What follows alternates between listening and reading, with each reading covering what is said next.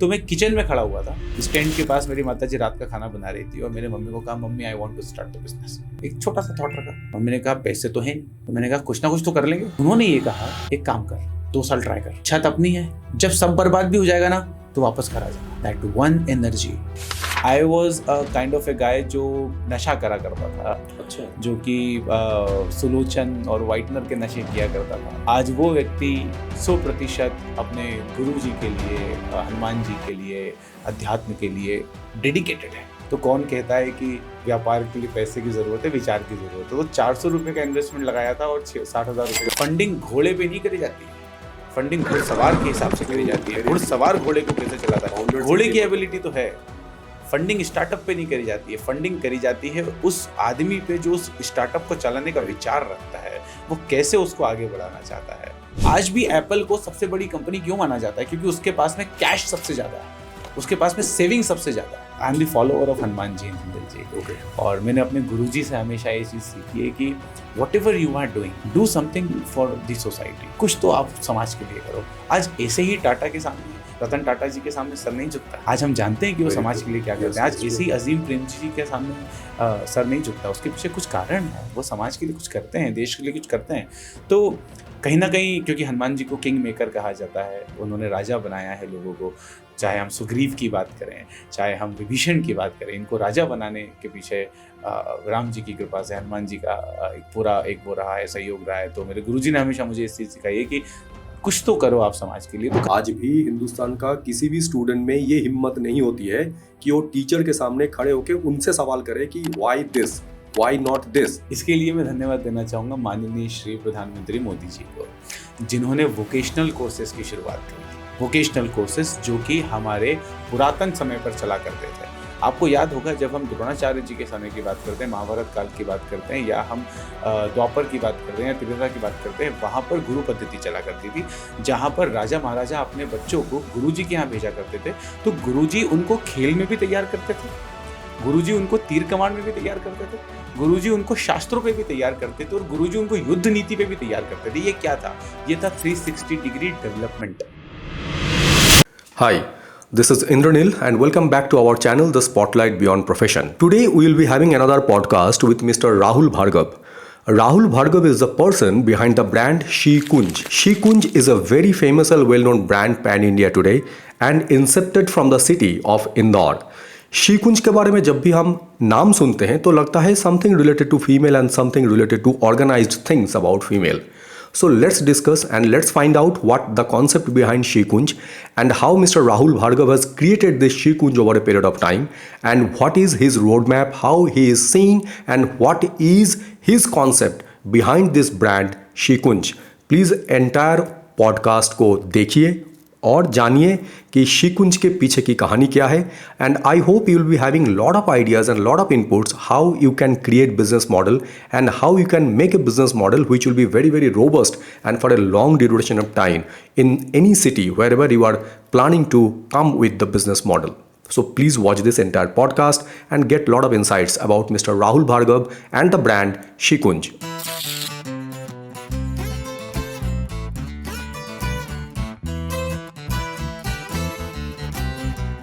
First of all, welcome to our podcast, The Spotlight Beyond Profession. Thank you. Name The Spotlight Beyond Profession means you are obviously under the spotlight, and Beyond Profession means in the entire podcast, we will try to understand about your journey more than the brands you created. And thank you very much for giving us your time. Thanks for you actually for inviting me here. And before I start the podcast and we deep dive into it, I have two disclaimers. First disclaimer is that my name is Indranil, so I'm a Bengali. So whenever I'll try speak in Hindi, you can laugh at me. I don't mind. I'm quite a bit habitual. And secondly, in this entire podcast, if you don't want to answer any single thing, you can directly say no. Okay. There is nothing like avoiding because हम जो ये podcast करते हैं, it is completely unscripted, uncensored and unfiltered. So ये एक discussion है, एक opinion जानने की कोशिश है आपसे. So जरूरी नहीं है कि आपको कुछ अवॉइड करना है, नहीं है तो नहीं है तो है. So this is something like that. So it's a white paper to the people. Yes, absolutely that way. So हम आज की तारीख में आपको एक शी कुंज करके ब्रांड के लिए बहुत अच्छी तरीके से जानते हैं, but my inquisitiveness is on that कि ये शी कुंज आया कैसे मन में और शी कुंज की जर्नी क्या है, अगर इसके बारे में थोड़ा सा बताएं. बिल्कुल इंद्रनील जी, अगर मैं शिकुंज की बात करता हूँ, थोड़ा सा अगर संधि विच्छेद पे ध्यान देंगे Yes. तो ये 2 नाम से बना हुआ है, शी और Kunj. Yes. She dedicated to woman, Kunj मतलब प्लेस। हिंदू धर्म में कुंज को सकारात्मक जगह के लिए जाना जाता है। चाहे हम गार्डन की बात करें, आपने सुना होगा लोग अपने घरों के सामने कुंज विहार और इस प्रकार से कई सारे शब्दों का इस्तेमाल करते हैं जिसमें कुंज जरूर होता है। इंदौर में स्कूल भी है जिसके आगे कुंज लिखा हुआ है, सो दैट्स अ प्लेस। तो अ प्लेस फॉर हर, तो यहाँ से आया शी कुंज, एक ऐसी जगह जहाँ एक महिला रहती है, पढ़ती है और आगे को बढ़ती है। इस प्रकार से हमने इसको शिकुंज का नाम दिया। शिकुंज के विचार देखिए, 2015 से आई am in the journey of entrepreneurship और सब कुछ स्क्रैच से शुरू करा। तो यहाँ पर एक मन में जरूर था कि यार माँ को बहुत मेहनत करते देखा है। उस समय वो सिलाई कढ़ाई बुनाई का काम किया करती थी, ब्लाउज फॉल पिको वगैरह सिलने का काम करती थी। पिताजी उस समय चौकीदार की नौकरी करते थे, तो बड़ी एफर्ट्स देखी थी। तो एक था कि यार माँ ने इतनी मेहनत करी है तो क्यों ना कुछ ऐसा लॉन्च किया जाए जो देश की माँओं के लिए हो, बहनों के लिए हो, महिलाओं के लिए हो। लेकिन कुछ ऐसा होना चाहिए इंद्रनील जी कि हमें लोगों से चंदा ना मांगना पड़े। सबसे बड़ी बात यह है, देखिए एनजीओ अपनी जगह पर बढ़िया काम कर रहे हैं, लेकिन कहीं ना कहीं फंड का क्राइसिस आता है। सो एक कहानी मेरे सामने आई जिसमें एक महिला एक क्षेत्र से बिलोंग करती है, धार के पास में, और वो महिला का संपर्क एक प्रिंसिपल से हुआ है स्कूल की, और प्रिंसिपल ने मुझे फ़ोन लगाया कि यार ये जो महिला है इसको जॉब की ज़रूरत है, ये एक फैक्ट्री में काम करती है लेकिन किसी कारण से यहाँ से छोड़ना चाहती है, इसको कोई ऑफिशियल वर्क दिलवा दो। उन्होंने मेरी फ़ोन पर महिला से बात करी। वो एक ग्रामीण महिला थी जो कि राजस्थान से अपने पति के साथ आई थी, और ये एक रियल स्टोरी है इंद्रनील जी। वो महिला ने मुझे फ़ोन पे बताया, तो मैंने कहा कि ठीक है, मैं जब भी धार आऊँगा मैं एक बार आपसे मिलूंगा ज़रूर। तो मैं उन प्रिंसिपल से मिलने धार गया, वहाँ पे वो महिला भी मौजूद रही जिनको बुलाया गया फ़ोन करके। जब वो महिला वहाँ पर आई तो मैंने देखा कि वो एक साव सज्जा से जैसे एक पॉजिटिव एनर्जी के साथ में मैंने एक महिला को पाया। जब उन्होंने मुझे बताया कि मेरे पति की डेथ हो चुकी है, आई वाज क्वाइट शॉक्ड कि 6 महीने पहले एक महिला के पति की डेथ हो चुकी है। वो हिंदुइज्म धर्म की महिला है, लेकिन फिर भी सिंदूर है मांग में, चूड़ियाँ पहनी हुई, जिस तरीके से एक विवाहित स्त्री रहती है वो उस तरीके से मुझे दिखी। तो मैंने थोड़ा सा अजीब लगा मुझे, लेकिन मैंने पूछा कि क्या है, मतलब ऐसा क्यों? तो उन्होंने मुझे बताया इंद्रनील जी कि मैं जिस फैक्ट्री में काम करती हूँ वहाँ सिर्फ 3 महिलाएं हैं, बाकी सारे पुरुष हैं। तो वो बॉटल के ढक्कन लगाने या बनाने का काम किया करती थी। ये 2-2.5 साल पहले की कहानी है, 3 साल पहले की। अगर बोले मेरे फैक्ट्री में पता चल गया ना कि मैं विडो हो चुकी हूँ, मैं विधवा हो चुकी हूँ और मेरे आसपास कोई नहीं है, तो बोले समाज मुझे खा जाएगा राहुल। और ये जो पुरुष वर्ग है जो मेरी फैक्ट्री में काम करता है, उसके अलावा मैं क्या करूँ, मुझे कुछ और आता नहीं है, मैं पढ़ी लिखी हूँ नहीं। मैं यहाँ पर अपने हस्बैंड के साथ आई थी और कोविड के समय पर 2020 के टाइम पे उनके हस्बैंड की डेथ हो गई। एक छोटा बच्चा, अब कैसे सर्वाइव होगा? वहां से दिमाग में थॉट आया कि यार इनके लिए क्या किया जा सकता है। मतलब that attire were because of the security purpose. Yes, क्योंकि अगर समाज को पता चला, देखिए मैं किसी भी चीज़ की आलोचना नहीं करना चाहूँगा, लेकिन आज भी कहीं ना कहीं समाज में ये वाला फैक्टर रहता है कि अगर महिला अकेली है तो कहीं ना कहीं वो डर में तो है। ये दैट्स अ फैक्ट। और हम इसीलिए आज भी हम अपने घर की बेटियों को कहते हैं रात को ज़्यादा ना जाओ बाहर तो बेहतर होगा। आज भी हम ये कहते हैं, कहीं ना कहीं वो फैक्टर हमारे दिमाग में रहता है। तो इनके लिए क्या किया जा सकता है कि यार ये खुल के जी सके, कॉर्पोरेट में एंटर कर सके। वहाँ से हमने शिकुंज की शुरुआत करी। शिकुंज एक ऐसा नाम उभर के सामने आया जो आज 22 से ज़्यादा कोर्सेज पे फ्री एजुकेशन दे रहा है। आप यकीन नहीं मानेंगे, हमने उस महिला को एक्सेल पे तैयार किया, जो डेटा एंट्री का सबसे बड़ा प्लेटफॉर्म है आज की डेट में। चाहे हम डेटा एनालिटिक्स की बात करें, हर चीज़ का बेस जहाँ डेटा है वहाँ एक्सेल है। हमने एक्सेल पे तैयार किया और हमें 6 महीने का समय लगा। हमने सिर्फ ये करा कि आप सिर्फ ना डेटा फीड करना सीख जाओ कि अगर कोई आदमी रिसेप्शन पे आ रहा है तो उसका नाम हम टाइप कर सकें, कोई आदमी किसी हॉस्पिटल में अगर एंटर कर रहा है तो उसकी डिटेल्स हम टाइप कर सकें, सिर्फ इतना आप सीख जाओ। और फाइनली यही हुआ। 6 महीने के बाद हमने उस महिला को वहीं के एक लोकल एरिया की कंपनी के अंदर प्लेस करा दिया। मेरी विचारधारा यहाँ पर यह कहती है इंद्रनील जी कि सरकार अपने जगह पर रूरल एरियाज में बहुत बढ़िया काम कर रही है, सिलाई कढ़ाई बुनाई सब कुछ सिखा रही है। लेकिन मैं एक सवाल आपसे पूछता हूँ इंद्रनील जी, क्या जितने कंप्यूटर बिकते हैं उतनी सिलाई मशीन बिकती है?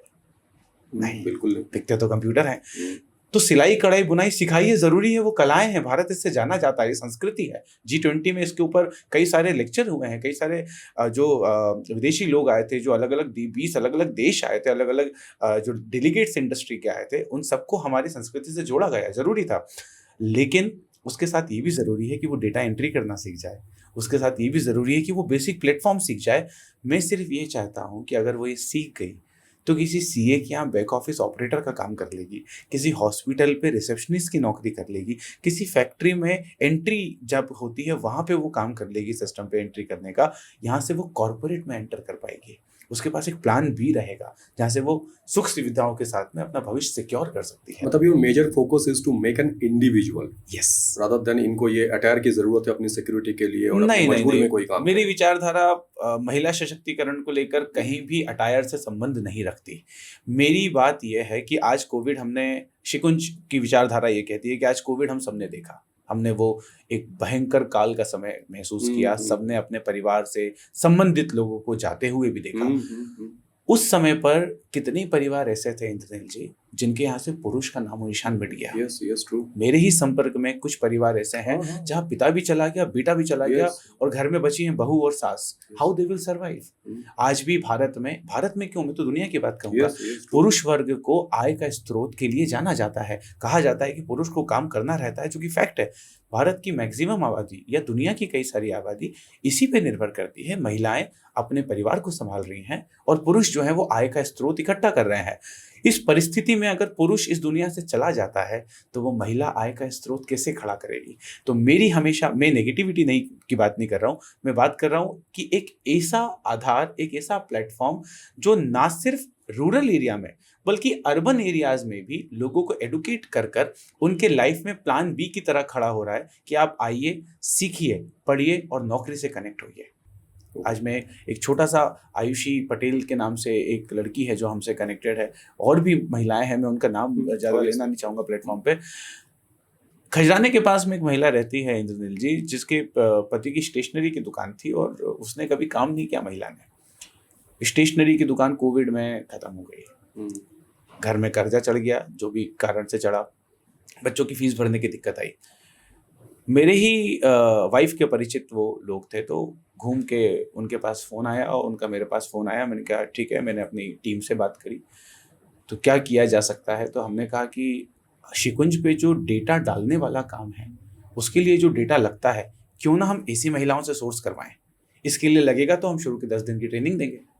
मैंने, हमारी टीम के कोर मेंबर्स ने बैठकर ये प्लान किया और प्लान कर वी डिसाइडेड कि चलिए इसको शुरुआत करते हैं। हमने 10 से 15 महिलाओं को ऐसी महिलाओं को अपने साथ करा जिनके पास कंप्यूटर नहीं था, उनको ना ही कंप्यूटर आता था, लेकिन वो घर पे पूरे दिन अवेलेबल हैं।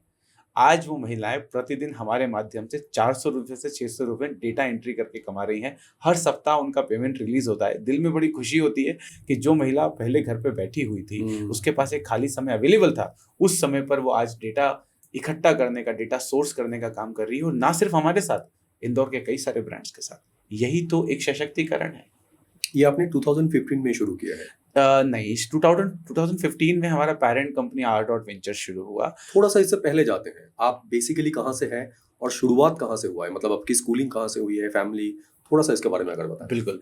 गुना से 90 से 100 किलोमीटर पहले एक जगह है, उसका नाम है ब्यावरा, जो कि राजगढ़ क्षेत्र में आता है। राजगढ़, पचोर ब्यावरा, ये बिल्कुल, शाहजहाँपुर पचोर ब्यावरा। ओके। तो ब्यावरा से मैं बिलोंग करता हूँ। मेरे जो ग्रैंडफादर रहे हैं स्वर्गीय श्री बनवारी लाल आजाद जी, हमारे नाम के आगे आज़ाद लगता है क्योंकि वो स्वतंत्रता संग्राम सेनानी रहे। अच्छा। और देश के लिए उन्होंने कई सारे बड़े काम किए, और भारत के शीर्ष जो टॉप अच्छे सेनानी रहे हैं उनके साथ में उन्होंने मिलकर काम किया। जो मेरी ग्रैंड मदर थी वो हेडमास्टरनी थी, तो कहीं ना कहीं लीडरशिप और एजुकेशन हमारे साथ शुरू से था। पिताजी उस समय राज्य परिवहन में काम किया करते थे, और 2002 में राज्य परिवहन ने पिताजी को इंदौर में भेजा, MPSRTC। yes. लेकिन 2005 में MPSRTC बंद हो गई, और जब वो बंद हुई, it was a very difficult situation for our family. Even my father was in a kind of a trauma, क्योंकि I was in the 9th standard. बहन, तो तब तक आप इंदौर आ चुके थे? हाँ, हम 2005 में इंदौर आ गए थे। okay. 2002 में इंदौर आ गए थे, 2005 में MPSRTC बंद हो चुकी थी, 5 या 6 के आसपास। तो मैं उस समय पर 9th में था और बहन मेरी 5th स्टैंडर्ड में थी। So it was a very difficult time कि हाउ वी विल सर्वाइव। अभी तो चालू ही हुए थे, इंदौर आए हुए 4-5 साल ही हुए थे, मतलब अब कैसे मैनेज होगा। Very difficult time we have seen. मुझे आज भी याद है कि जब रोडवेज बंद होने वाली थी तो पैसे नहीं दे रहे थे ये लोग, सैलरी नहीं रिलीज हो रही थी, तो मेरे पिताजी दिवाली के टाइम पे अपने मैनेजर की कॉलर पकड़ के 500 रुपए छीन के लाए थे कि मैं अब तो मेरे घर में मिठाई लेके जाऊं। So that was the time we guys have seen, और वो उस समय बहुत सारे लोगों ने झेला था। पिताजी ने कहा अब क्या करें, कुछ तो करना पड़ेगा, फैमिली का सर्वाइवल तो है। तो 2006-7 के आसपास पिताजी हैज़ जॉइंड अपोलो टावर। उन्होंने एक प्राइवेट सिक्योरिटी गार्ड कंपनी में एक सिक्योरिटी गार्ड के तौर पे नौकरी करना शुरू करी। और मैंने उस समय पर एक अपोलो टावर के अंदर एक दुकान है रापचिक स्टाइल, भरत वहाँ के ऑनर हुआ करते थे। और भरत के यहाँ पिताजी ने बोला यहाँ पर एक वैकेंसी है। उस समय मैं 10th स्टैंडर्ड में पढ़ता था। स्कूलिंग मेरी सेंट जॉन स्कूल है अंबेडकर नगर इंदौर में, वहाँ से हुई। और मदर भी फिर मेरी वहाँ पर एक बेसिक लेवल पे पढ़ाना शुरू कर चुके थे। मेरी मदर का एजुकेशन बहुत स्ट्रांग था, बट मैंने ये भी समय देखा था कि उनका सिलेक्शन एक अच्छे सेमी गवर्नमेंट स्कूल में हो गया था, लेकिन चूंकि पिताजी इंदौर आ गए तो माँ को इंदौर आना पड़ा। तो वो समय बड़ा खतरनाक था। तो माता जी has started working in a school, और दोपहर के समय पे वो फॉल पीको वगैरह का करना का काम शुरू कर दिया। तो मुझे आज भी याद है अंजनिल जी, हम सुबह तीनों बैठकर ना क्लासीफाइड जो होता है ना उसके अंदर जॉब पे घेरे लगाया करते थे। Yes yes. उस समय हम जॉब पे घेरे लगाया करते थे। ये हम बात कर रहे हैं विदाउट इंस्टाग्राम विदाउट व्हाट्सएप की पहले ना। तो जॉब पे घेरे लगाया करते थे। जॉब के घेरे लगाकर पिताजी को वॉचमैन की जॉब मिली थी और माता जी को स्कूल की मिली थी, और ऐसे करके हमने मतलब वो समय शुरू करा था। तो जब मैंने अपोलो टावर में काम करना शुरू करा, I started as a cleaner. But Bharat ji ने देखा कि यार मैं बड़ी अच्छी बात करता हूँ, तो बोला तू सेल्समैन बन जा। So I started selling girls garment in the Rapchik style shop. Piteshwar garment के थोड़ा सा पीछे ही वो दुकान है, बड़ी अच्छी दुकान है। तो 1250 रुपये मेरी सैलरी हुआ करती थी। ये कौन से साल की बात कर रहे हैं? 2007। ओके। उस समय मैंने 10th का एग्जाम दिया था and I got the supplementary in mathematics. तो आज लोग जानते हैं राहुल इज एआई ट्रेनर और एमएल ट्रेनर, और उसके पीछे की कहानी ये है कि I got a supplementary, I never got more than 60% in my entire life. तो वहाँ से एक था कि यार कुछ करना है अब लाइफ में। मुझे हमेशा से फॉर्मल्स और सूट्स बड़े पसंद थे। ओके। तो मैं सफाई का काम करता था, तो मेरी जिम्मेदारी थी दुकान का पानी वानी भर के लाना। तो अपोलो टावर में 3rd फ्लोर पे वाटर कूलर लगा हुआ था, तो मैं पानी भरने गया। तो मैंने देखा एक ब्लैक कलर के सूट में एक बड़ा डैशिंग सा बंदा खड़ा हुआ है। क्या करते हैं आप? बोले मैं यूरेका फोर्ब्स एक्वागार्ड का सेल्समैन हूँ। आप इंद्रनील जी, आप हमारे उस क्षेत्र से बिलोंग करते हैं, तो आपको पता होगा आज से 15 साल पहले एक्वागार्ड का सेल्समैन सबसे बड़ा सेल्समैन हुआ करता था। रीगल चौराहे पे उनका मीटिंग हुआ करता था। बिल्कुल। तो आई was one of the member in at the Regal चौराहा, सिंगापुर मार्केट के पास में मीटिंग होता था। तो उस समय ऐसा कहा जाता था अगर आपने एक्वागार्ड में सेल्स कर ली मतलब आप कुछ भी कर सकते, मतलब सब कर लोगे। ट्रू। तो उन्होंने कहा एज क्या है तुम्हारी? मैंने कहा मेरी एज तो छोटी। बोले यार तुम यार एक्वागार्ड में तो नहीं कर सकते, एक्वा श्योर हमारा नॉन इलेक्ट्रिसिटी मॉडल है, उसके अंदर तुम काम कर सकते हो। तो गाड़ी है? मैंने कहा नहीं साइकिल है। बोले ठीक है। तो साइकिल पे पीछे 2 डब्बे लटका के कॉलोनी घूमकर, नमस्कार दीदी, नमस्कार मैं राहुल भार्गव एक्वा श्योर से, कौन सा वाटर प्यूरिफायर इस्तेमाल करते हैं आप? ऐसे करके हम सेल्स किया करते थे। Door to door. आप यकीन नहीं मानेंगे, साइकिल से पहले मैं जाता था सिंगापुर मार्केट, रीगल चौराहा, और मुझे आज भी याद है कि हमारी ब्रीफिंग होती थी, हम सब 3 मशीन बेचेंगे। So this kind of briefing we had there with our seniors, and वहाँ से ये सब शुरू हुआ। Then I worked in more mega store, call center। मैंने एयरटेल डीटीएच के कॉल सेंटर में काम करा। और वो भी एक बड़ा अच्छा किस्सा है। तो वहाँ पे काम करा। वहाँ के बाद मैं काउंसलर बना, फिर मैं टीचिंग में आया, and then I was working in the metro taxi. Indore में पहले मेट्रो टैक्सी चलती थी 428888। उसके नाइट कॉल सेंटर के अंदर there are only 4 member, I was one of them. तो जहाँ पर आजकल चार्टर्ड बस का ऑफिस हो चुका है, पहले वो मेट्रो टैक्सी का ऑफिस था। तो मैं वहाँ पर नाइट में काम किया करता था, और सुबह में स्कूल पढ़ाने जाता था। तो नाइट में आई was working in the call centre, metro taxi call centre, taxi book करने का काम था। रात को मैं बैठ के अगले दिन सुबह जो पढ़ाना है उसका कंटेंट प्रिपेयर करता था। फिर सुबह मैं स्कूल जाता था। दोपहर के टाइम पे मैं होम ट्यूशंस लेता था। शाम को 5 घंटे का जो स्लॉट होता था, वहाँ पे मैं सोने का काम करता था, जो कि शाम को 5 बजे से रात को 9:30-10 तक का रहता था। वहाँ मैं सोता था। यहाँ से लाइफ की शुरुआत हुई।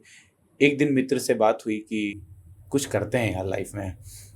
Then I thought to start something in the business, and that was the first time in 2013 कि मन में एक विचार आया कि व्यापार की दुनिया में क्यों ना एंटर किया जाए। बट पैसे नहीं है, पैसे तो है ही नहीं, पैसे कैसे? तो आज भी कई सारे स्टूडेंट कहते हैं कि व्यापार के लिए पैसों की जरूरत पड़ती है। मैं कहता हूँ विचार की जरूरत पड़ती है। व्यापार विचार से खड़ा होता है, ना कि पैसों से खड़ा होता है। एक आपका बात मुझे बहुत अच्छा लगता है कि आप ये कहते हैं कभी कभी कि उद्यमी बनने के लिए उद्यम करने आना चाहिए, और उद्यम जो कर सकता है वही उद्यमी बन सकता है। इसके पीछे का कहानी क्या है? देखिए क्या होता है, ऐसा कहा जाता है कि अगर आपकी जिंदगी बड़ी ही आसानी से चल रही है और उसके अंदर अगर गोते खाने का मन करे तो उद्यमिता की तरफ कदम रख दो। Enter in the startup. Startup वो समंदर है इंद्रनील जी, जो टाइटैनिक जैसे जहाजों को भी निकल चुका है, और जहां लोग नौका लेके निकले हैं और समुंदर पार भी कर चुके हैं। यहाँ महत्व रखता है चप्पू चलाने वाले पे, जिसके हाथ में स्टेयरिंग है। स्टार्टअप वो नाव, वो टाइटैनिक है जिसका चप्पू अगर प्रॉपर चले तो वो पार कर जाएगा, और नहीं तो टाइटैनिक की तरह डूब जाएगा। ये तो समंदर है। उद्यमी, एंटरप्रेन्योर को हिंदी में उद्यमी कहते हैं। तो उद्यमी बनना अपने आप में, उसके बारे में सोचना ही एक बहुत बड़ा टास्क है। जैसे किसी का भला करना बात की बात है, किसी के भला करने के बारे में सोचना ही बड़ी बात है। तो चूंकि मैंने अपनी लाइफ में देखा कि मैं गिरा, मैं फिर से खड़ा हुआ। रणबीर कपूर साहब का बड़ा फेमस डायलॉग है जो कि उन्होंने हे जवानी दीवानी मूवी में कहा था कि नैना मैं भागना चाहता हूँ, दौड़ना चाहता हूँ, गिरना चाहता हूँ, लेकिन नैना मैं रुकना नहीं चाहता। ये जो पर्सनालिटी होती है ना, ये उद्यमी की पर्सनालिटी होती है, जो गिर के फिर से खड़ा होना चाहता है, जो गिर के फिर से चोट लगने के बाद भी मुस्कुराता रहता है। तो मैंने अपने समय को देखा है, क्योंकि फंड था नहीं। कई बार ऐसा समय भी गया कि आपको सैलरी डिस्ट्रीब्यूट करनी है लेकिन घर आपको कुछ भी नहीं लेके जाना है। कई बार एम्प्लॉय से ये भी बोलना पड़ा, हाथ जोड़ के निवेदन करना पड़ा कि यार इस महीने शायद थोड़ा कठिन हो पाएगा, अगले महीने थोड़ा सा बढ़ा के दे दूंगा। ऐसा भी समय हमने देखा है। तो ये उद्यम मचाने की क्षमता है। अगर आप में उद्यम मचाने की क्षमता है तो आप उद्यमी बन सकते हैं। रिस्क टेकिंग एबिलिटी बहुत जरूरी है, और वो एटीट्यूड बहुत इंपॉर्टेंट है टू बिकम एन एंटरप्रेन्योर। ये एक पॉजिटिव थिंकिंग है। और ये जर्नी कहाँ से शुरू हुआ? कौन सी कंपनी आपने सबसे पहले एस्टैब्लिश की, और वो कंपनी क्या करते थे? ओके, सबसे पहले हमने ऑडियो कंसल्टिंग का काम चालू करा।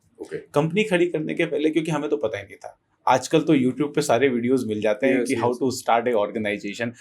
पहले तो यही नहीं पता था करते कैसे। तो मुझे आज भी याद है, मैं नाम नहीं लेना चाहूंगा, एक एडवोकेट थे, उन्होंने मुझसे 2,500 रुपए लिए थे कि how to start a company. तो आजकल वो नॉलेज नॉर्मली इजीली मिल जाता है इंटरनेट के ऊपर। इवन स्पॉटिफाई पे पॉडकास्ट है इसके ऊपर, जो कि how to start the entrepreneurship. तो सबसे पहले रात को बैठे बैठे विचार आया कि यार हम कर क्या सकते हैं, क्या कॉन्सेप्ट हम लॉन्च कर सकते हैं। तो मैंने देखा कि यार I am good in explaining. मैं टीचर हूँ, कॉल सेंटर में काम करता हूँ, तो लोगों को बातें मेरी अच्छी लग रही हैं। तो चलो यार एक काम करते हैं, एक्सप्लेन करना शुरू करते। तो उस समय पर ना आईफोन नया मतलब इंदौर में उस समय नया आया था। इंस्पायर ने स्टोर ओपन करा था 2012-13 के आसपास। तो मेरे और मेरे मित्र ने सोचा कि यार अपन ना पूरा इंटरनेट से नॉलेज इकट्ठा करेंगे। चूंकि लोगों को अभी तक आईपैड, आईमैक और मैकबुक चलाने ही नहीं आते हैं, we will give the training to them. हमने यहाँ से काम की शुरुआत करी। अब उस समय कोई कंपनी नहीं थी। एक ट्रेनिंग के 2-2 हज़ार, 1-1 हज़ार रुपये हम लेना शुरू करते थे। हमारे लिए एक अच्छा अमाउंट हुआ करता था, and we were happy with that. वहाँ से हमने शुरू करी। फिर मेरे मित्र रेडियो इंडस्ट्री में चले गए, मैं अकेला रह गया। वहाँ से आया कि अब क्या कर सकते हैं। So I started selling the speaker systems. मैंने स्पीकर सिस्टम स्टैंड अलोन तरीके से बेचना चालू करा।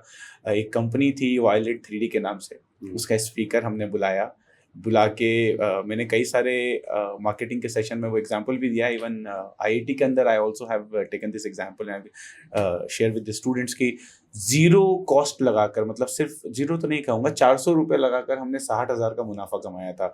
तो कौन कहता है कि व्यापार के लिए पैसे की जरूरत है, विचार की जरूरत है। तो 400 रुपये का इन्वेस्टमेंट लगाया था और 60,000 रुपये। प्रॉब्लम ये है कि विचार सही हो तो सब होता है। बिल्कुल, मैंने कहा ना, चप्पू चलाने वाले के हाथ में है। नाव अपना नाव नहीं डूबती है, उसके अंदर आपको चप्पू चलाना आना चाहिए। हमेशा लोग कहते हैं कि स्टार्टअप पे फंडिंग करोगे, नहीं, फंडिंग घोड़े पे नहीं करी जाती है, फंडिंग घुड़सवार के हिसाब से करी जाती है। घुड़सवार घोड़े को कैसे चलाता है, घोड़े की एबिलिटी तो है। फंडिंग स्टार्टअप पे नहीं करी जाती है, फंडिंग करी जाती है उस आदमी पे जो उस स्टार्टअप को चलाने का विचार रखता है, वो कैसे उसको आगे बढ़ाना चाहता है। ये यहाँ से हम लोगों ने सफ़र रखा, अपना एंटर करा। फिर मैंने अपने ब्रदर मनमोहन के साथ मिलकर ऑडियो इंडस्ट्री में कदम रखा। Then in 2015 I entered in the industry of IT। Okay, मैं तब थोड़ा पैसा आया तो मैं और मेरे मित्र जो हैं विचार करने लगे कि यार क्या किया जा सकता है, कैसे कर सकते हैं। तो उस समय वो रेडियो में स्टार्ट कर चुके थे अपना करियर, बट हम कनेक्शन में थे। तो उसने मुझे सजेशन दिया कि यार कोई मोबाइल फ़ोन के, उस समय स्मार्टफोन का मार्केट उठ रहा था 2015-16 के टाइम पे। तो Samsung launched Corby and some other phones. तो Videocon has introduce the smartphones, तो हमने सोचा कि वीडियोकॉन की डीलरशिप लेते हैं। तो एक अजय पाल करके वीडियोकॉन के डीलर थे, हम उनके पास गए। वहाँ पर एक व्यक्ति मेरे पास में बैठा हुआ था, again that person was in suit. I was very inspire. उस समय मैं जिम में जाता था, तो मैंने हाफ शर्ट पहनी थी एंड तो अच्छा थोड़ा सा बॉडी बिल्डर टाइप का लग रहा था, तो वो भी मुझे देख के बड़ा इंस्पायर हुआ। तो उसने कहा क्या करता है तू? He was a Bengali guy, he was Christian but living in Kolkata. तो उसका जो टच था तो वो ऐसा ही था, बाबू तुम क्या करते हो? तो मैंने कहा सर मैं तो सेल्समैन हूँ, स्पीकर बेचता हूँ और ऐसा ऐसा करता हूँ, ऑडियो बेचता हूँ। अच्छा, माइक्रोसॉफ्ट के साथ काम करोगे? तो मैंने कहा for me that time Microsoft was like टिंग टिंग टिंग टिंग इसके अलावा कुछ नहीं, मतलब that was just a sound यार, ये माइक्रोसॉफ्ट होती है, इसके अलावा क्या माइक्रोसॉफ्ट है? तो मैंने कहा ठीक है करेंगे सर, क्या करना होगा? तो बोले अपने को कॉलेज वाले जाना होगा, ऐसे ऐसे करके लोगों को प्रेजेंटेशन देना है, प्रोडक्ट सेल्स में है। तो वहाँ से मैं माइक्रोसॉफ्ट में एंटर करा। फिर 2018 तक हम माइक्रोसॉफ्ट में रहे। मतलब अभी भी हम माइक्रोसॉफ्ट, गूगल और IBM की तो सर्विसेज ये स्मार्ट क्लासेस वाली जो कल्चर है, ये related to एक that? B2B बिजनेस है जहाँ पर हम एकेडमिक सॉल्यूशंस जो है वो कॉलेजेस को सेल करते हैं। Okay. So that academic solution include many thing. E learning solutions का भी बात कर लें, हम टूल्स की बात कर लें, मतलब क्लाउड टूल्स की बात कर लें, AI सर्विसेज की बात कर लें, लैब्स की बात कर लें, there are different more than. और ये कौन से साल की हम बात कर रहे हैं जब आप माइक्रोसॉफ्ट के साथ काम कर रहे हैं? 2015 में हमने इसका विचार रखा। 2016 के मार्च में हमने मतलब फुल फ्लैश में इसको स्टार्ट कर दिया। ओके। तो वहाँ से ये हमने शुरुआत करी। 2018 में तक बहुत प्रॉपर रहा। अभी भी हम लोग इसके बहुत अच्छे लेवल पे काम कर रहे हैं इसमें, और एजुकेशन में बहुत कोरली कनेक्टेड हैं। 2018 में हमने सोचा कि क्यों ना एक और बिजनेस की शुरुआत करी जाए। तो मैंने अपने विचारधाराओं को थोड़ा सा एक जगह पर केंद्रित करते हुए we started the recruitment organization, Octa Hire recruitment company. कई कंपनी से टाई अप करके, recruitment company, consultancy, kind of a consultancy, okay, जिसके अंदर हम कंपनीज के लिए हायरिंग करते हैं, राइट। तो एक पुराना पैटर्न चला आ रहा है। तो हमने उसकी शुरुआत करी, अच्छा बिजनेस रन हुआ, आगे को बढ़े और आगे को बढ़े, ग्रोथ करते रहे। अब ये तीसरी चीज हमारे बिजनेस के फोटे में ऐड हो गई। ऑडियो हमारा चल रहा, माइक्रोसॉफ्ट के साथ में हमने और गूगल सर्विसेज भी ऐड कर ली और भी ब्रांड्स ऐड कर लिए। साथ में हमारे पास अब रिक्रूटमेंट भी आ गया। अब हमारे पास एक अच्छा ऑफिस हो गया, जहाँ पर हमने स्टेरलिन आर्केड में हमने सबसे पहला ऑफिस लिया। अच्छा ऑफिस हो गया जहाँ पर हम एक अच्छे लोगों की टीम के साथ में काम करना स्टार्ट कर गए। लेकिन कहा ना, मन में एक चीज थी तो थोड़ी सी छूट रही थी। I am the follower of Hanuman ji, Indraneel ji. और मैंने अपने गुरुजी से हमेशा ये चीज़ सीखी है कि whatever you are doing, do something for the society. कुछ तो आप समाज के लिए करो। आज ऐसे ही टाटा के सामने, रतन टाटा जी के सामने सर नहीं झुकता। आज हम जानते हैं कि वो समाज के लिए क्या करते हैं। आज ऐसे ही अजीम प्रेमजी जी के सामने सर नहीं झुकता। उसके पीछे कुछ कारण है, वो समाज के लिए कुछ करते हैं, देश के लिए कुछ करते हैं। तो कहीं ना कहीं, क्योंकि हनुमान जी को किंग मेकर कहा जाता है, उन्होंने राजा बनाया है लोगों को।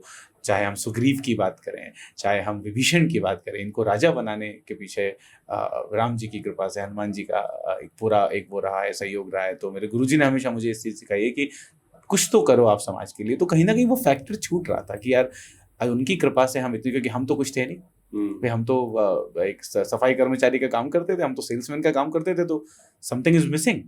तो कैसे शुरुआत करी जाए? तो शिकुंज फिर वहां पर माइंड में आया 2018 में नहीं, ये विचार हमारे दिमाग में 2019 में आया कि हम कैसे पढ़ाएं, फ्री कैसे पढ़ाएं। मतलब फ्री पढ़ाने इज ए चैलेंज। 2019 में इसका मैंने प्रेजेंटेशन बनाया था और मैंने विजन 2020 उसको नाम दिया था। और ये प्रेरित था मैं अब्दुल कलाम साहब से। तो माननीय श्री अब्दुल कलाम साहब से प्रेरित होकर मैंने विजन 2020, उनका एक लेख है, उसके ऊपर मैंने इसको नाम दिया। बट फरवरी के एंड में, आई थिंक मार्च के आसपास, कोविड आ गया था। और शायद that was the right time. And then in the month of November we initiated Shikunj in 2020। First phase of covid के बाद जो गैप हमें, जो रिलैक्सेशन मिला था 20 और 21 के बीच में, उस टाइम पे वी हैव इनिशिएटेड। शिकुंज का कॉन्सेप्ट क्या था? इनिशियल कॉन्सेप्ट क्या था? कॉन्सेप्ट आज भी सेम ही है। शुरुआती दौर से हमें समाज में हर वर्ग की महिला को, either we are talking about tier 1 to below tier 3, जिसके पास भी रिसोर्सेज की कमी है, एकेडमिक रिसोर्सेज की कमी है, कोर्सेज की कमी है, और जिन कोर्सेज के लिए बहुत महंगी फीस देना पड़ती है, वो कोर्सेज शिकुंज जो है वो बिना किसी कॉस्ट के ग्राउंड पे जाके पढ़ाएगा। अच्छा, yes, we are teaching offline. Online तो हम चला ही रहे हैं, बट हमारा मेन जो जिस कारण से शिकुंज फेमस हुआ है दैट इज ऑफलाइन। आज ऑफलाइन पे पढ़ाने वाली हम शायद बहुत कम कंपनियां हैं, मैं ऐसा तो नहीं कह सकता हम अकेले हैं, पर शायद बहुत कम कंपनियां हैं और हम उनमें से एक है। आज हम ग्राउंड पे ऑफलाइन पढ़ा रहे हैं बिना एनजीओ के। और ये रूरल में भी अवेलेबल है? अर्बन रूरल सभी जगहों पर। रूरल की अगर हम बात करते हैं तो जैसे मैं अगर सब अर्बन एरिया से शुरुआत करूँ, सबसे पहले हम सतना की बात कर लेते हैं, बालाघाट की बात कर लेते हैं। मैं बैतूल का एग्जांपल ले लेता हूँ, बैतूल में हमारे सेंटर्स हैं, खंडवा में हमारे सेंटर है। और रूरल में जाते हैं तो खरगोन के पहले बोरावा आता है, वहाँ पे JIT कॉलेज है, वहाँ पर हमारा सेंटर है। So today we have more than 88 centres. And ये शुरुआत इंदौर से किया था आपने? शुरुआत इंदौर से, शुरुआत हमने ऑफिस से करा था। तो सबसे पहले यहाँ आके पढ़ो, हम भी तो हमारी कैपेसिटी देखें। तो इसे धीरे धीरे करके, और चूंकि हम एकेडमिक्स में ऑलरेडी इन्वॉल्व थे, 2015 से हम एकेडमिक्स के साथ कनेक्टेड थे। और ये मेरा सौभाग्य रहा कि कम उम्र में मैंने मध्य प्रदेश और सेंट्रल इंडिया के एकेडमिक इंडस्ट्री लीडर्स से अच्छे कनेक्शंस बना के रखे थे। तो when I proposed this proposal to them कि I want to start something in your campus for your area, they were ready for that. And this is how we started Shikonj in the different areas. तो ये जो expansion है, ये expansion को आप कैसे lead करते हैं? How you find people who can do this, your concept in the same manner to execute at the ground level? ये कैसे आप करते हैं? So we have more than 43 plus trainers on the ground. Okay. ये under company banner only? हाँ, मतलब is there any franchisee kind of a model or anything? No, there is no any franchisee model, क्योंकि हम इसको वैसा commercialise नहीं करना चाहते। विचारधारा बदल जाएगी। विचारधारा आप सब कुछ डिलीवर कर देंगे, लेकिन विचारधारा डिलीवर नहीं कर पाएंगे। वो तो संतति से चली आती, बोलते हैं ना पहलवानी खून में होती है। तो विचारधारा डिलीवर करना थोड़ा सा कठिन है। तो बिल्डिंग के स्ट्रक्चर नहीं बिगाड़ना चाहिए। तो अब चूंकि वो फिक्स है हमेशा शुरू से, तो आज हमारे पास में ट्रेनर्स हैं। ये जितने भी ट्रेनर्स हैं ये सब ग्राउंड पे पढ़ाते हैं। ठीक है। तो हम सबसे पहले एरिया आइडेंटिफाई करते हैं। जैसे एग्जांपल के लिए हमने मध्य प्रदेश को 6 अलग अलग जोन में डिवाइड करके रखा हुआ है, जिसके अंदर रतलाम मंदसौर वाला जोन, नीमच मंदसौर वाला जोन अलग है। इधर से हम बालाघाट जबलपुर वाला जोन हमारा अलग है। इधर से खरगोन वाला बेल्ट है, वो अलग है। 6 अलग अलग जोन है। तो हर जोन में हमारे पास पहले से एकेडमिक कनेक्शंस रहे हैं। उन एकेडमिक कनेक्शंस की हेल्प लेकर हम उन्हीं एकेडमिक सोसाइटी के अंदर, चाहे वो स्कूल हो, क्योंकि हम अपना सेंटर, मतलब सेंटर हमारा है, लेकिन जो प्रमाइसिस है वो किसी थर्ड पार्टी का है। क्योंकि आप समझ सकते हैं, it is very difficult to start a own premises. उसके लिए रेंट, इंफ्रास्ट्रक्चर बहुत महंगा पड़ता है। तो चूंकि कॉलेजेस हैं, स्कूल्स हैं, we have tie up with them. तो आज हम अपने सेंटर्स उनके अंदर रन करते हैं। सबसे पहले उनके बच्चों को हम पढ़ाते हैं, जिससे कुछ एक्सक्लूसिव बेनिफिट हम उनको भी देते हैं। उसके साथ में हम उस क्षेत्र के बच्चों को पढ़ाते हैं। फिर तो हम सोशल मीडिया के थ्रू, वहाँ के स्टूडेंट्स के थ्रू लोकल एरिया में मार्केटिंग करते हैं, बताते हैं कि ग्राफिक डिजाइनिंग की क्लास चालू हो रही है, डिजिटल मार्केटिंग की क्लास चालू हो रही है, 0 कॉस्ट है, आप आइए। यहाँ से बच्चे आना शुरू होते हैं। अब ना मेरा 2-3 सवाल है जी। पहला सवाल उसमें ये है कि जब हम आज की तारीख रिसेंट 2024 की जब MP गवर्नमेंट या पैन इंडिया डेटा जब हम देखते हैं, there is a huge increase in school drop outs. जी। अब ये स्कूल ड्रॉप आउट्स में अर्बन का भी जितना पार्टिसिपेशन है उतना रूरल का भी है। बिल्कुल। रूरल की participation to school drop outs मेरे हिसाब से अलग रीजन है, अर्बन के रीजन अलग है। राइट। अभी स्कूल ड्रॉप आउट्स को अगर अपन जेंडर में स्पेसिफाई करते हैं तो फीमेल स्कूल ड्रॉप आउट्स के नंबर्स और ज्यादा हो जाते हैं। ट्रू। तो ये फीमेल्स ड्रॉप आउट्स का नंबर जो ज्यादा है, उनको आप कैसे कन्विंस करते हैं और अपने इस फॉर्मेट में लेके आते हैं? बिकॉज अगर आपके पास अगर आ रहे हैं, इच्छा तो है पढ़ने की, जानने की, लेकिन आपके पास अगर पढ़ना जानना चाहते हैं तो स्कूल क्यों नहीं जा रहे? What is this algorithm? Indraneel ji, हमें इसके पहले देश को समझना पड़ेगा। आज ये जितने भी महिला सशक्तिकरण को लेकर बड़े बड़े होटल्स के अंदर बड़े बड़े घर की महिलाएं जो सेशन लेती है ना, ये मैं बाद में आऊंगा, मेरा इसमें भी सवाल है। तो उसमें ना ग्राउंड समझ, देश को समझिए। हमारा देश जो है ना संस्कृति का देश है। है ना। अगर घूंघट प्रथा है उस समाज में, तो मेरी राहुल भार्गव की इतनी ताकत नहीं है कि वो घूंघट प्रथा हटा दे। ट्रू।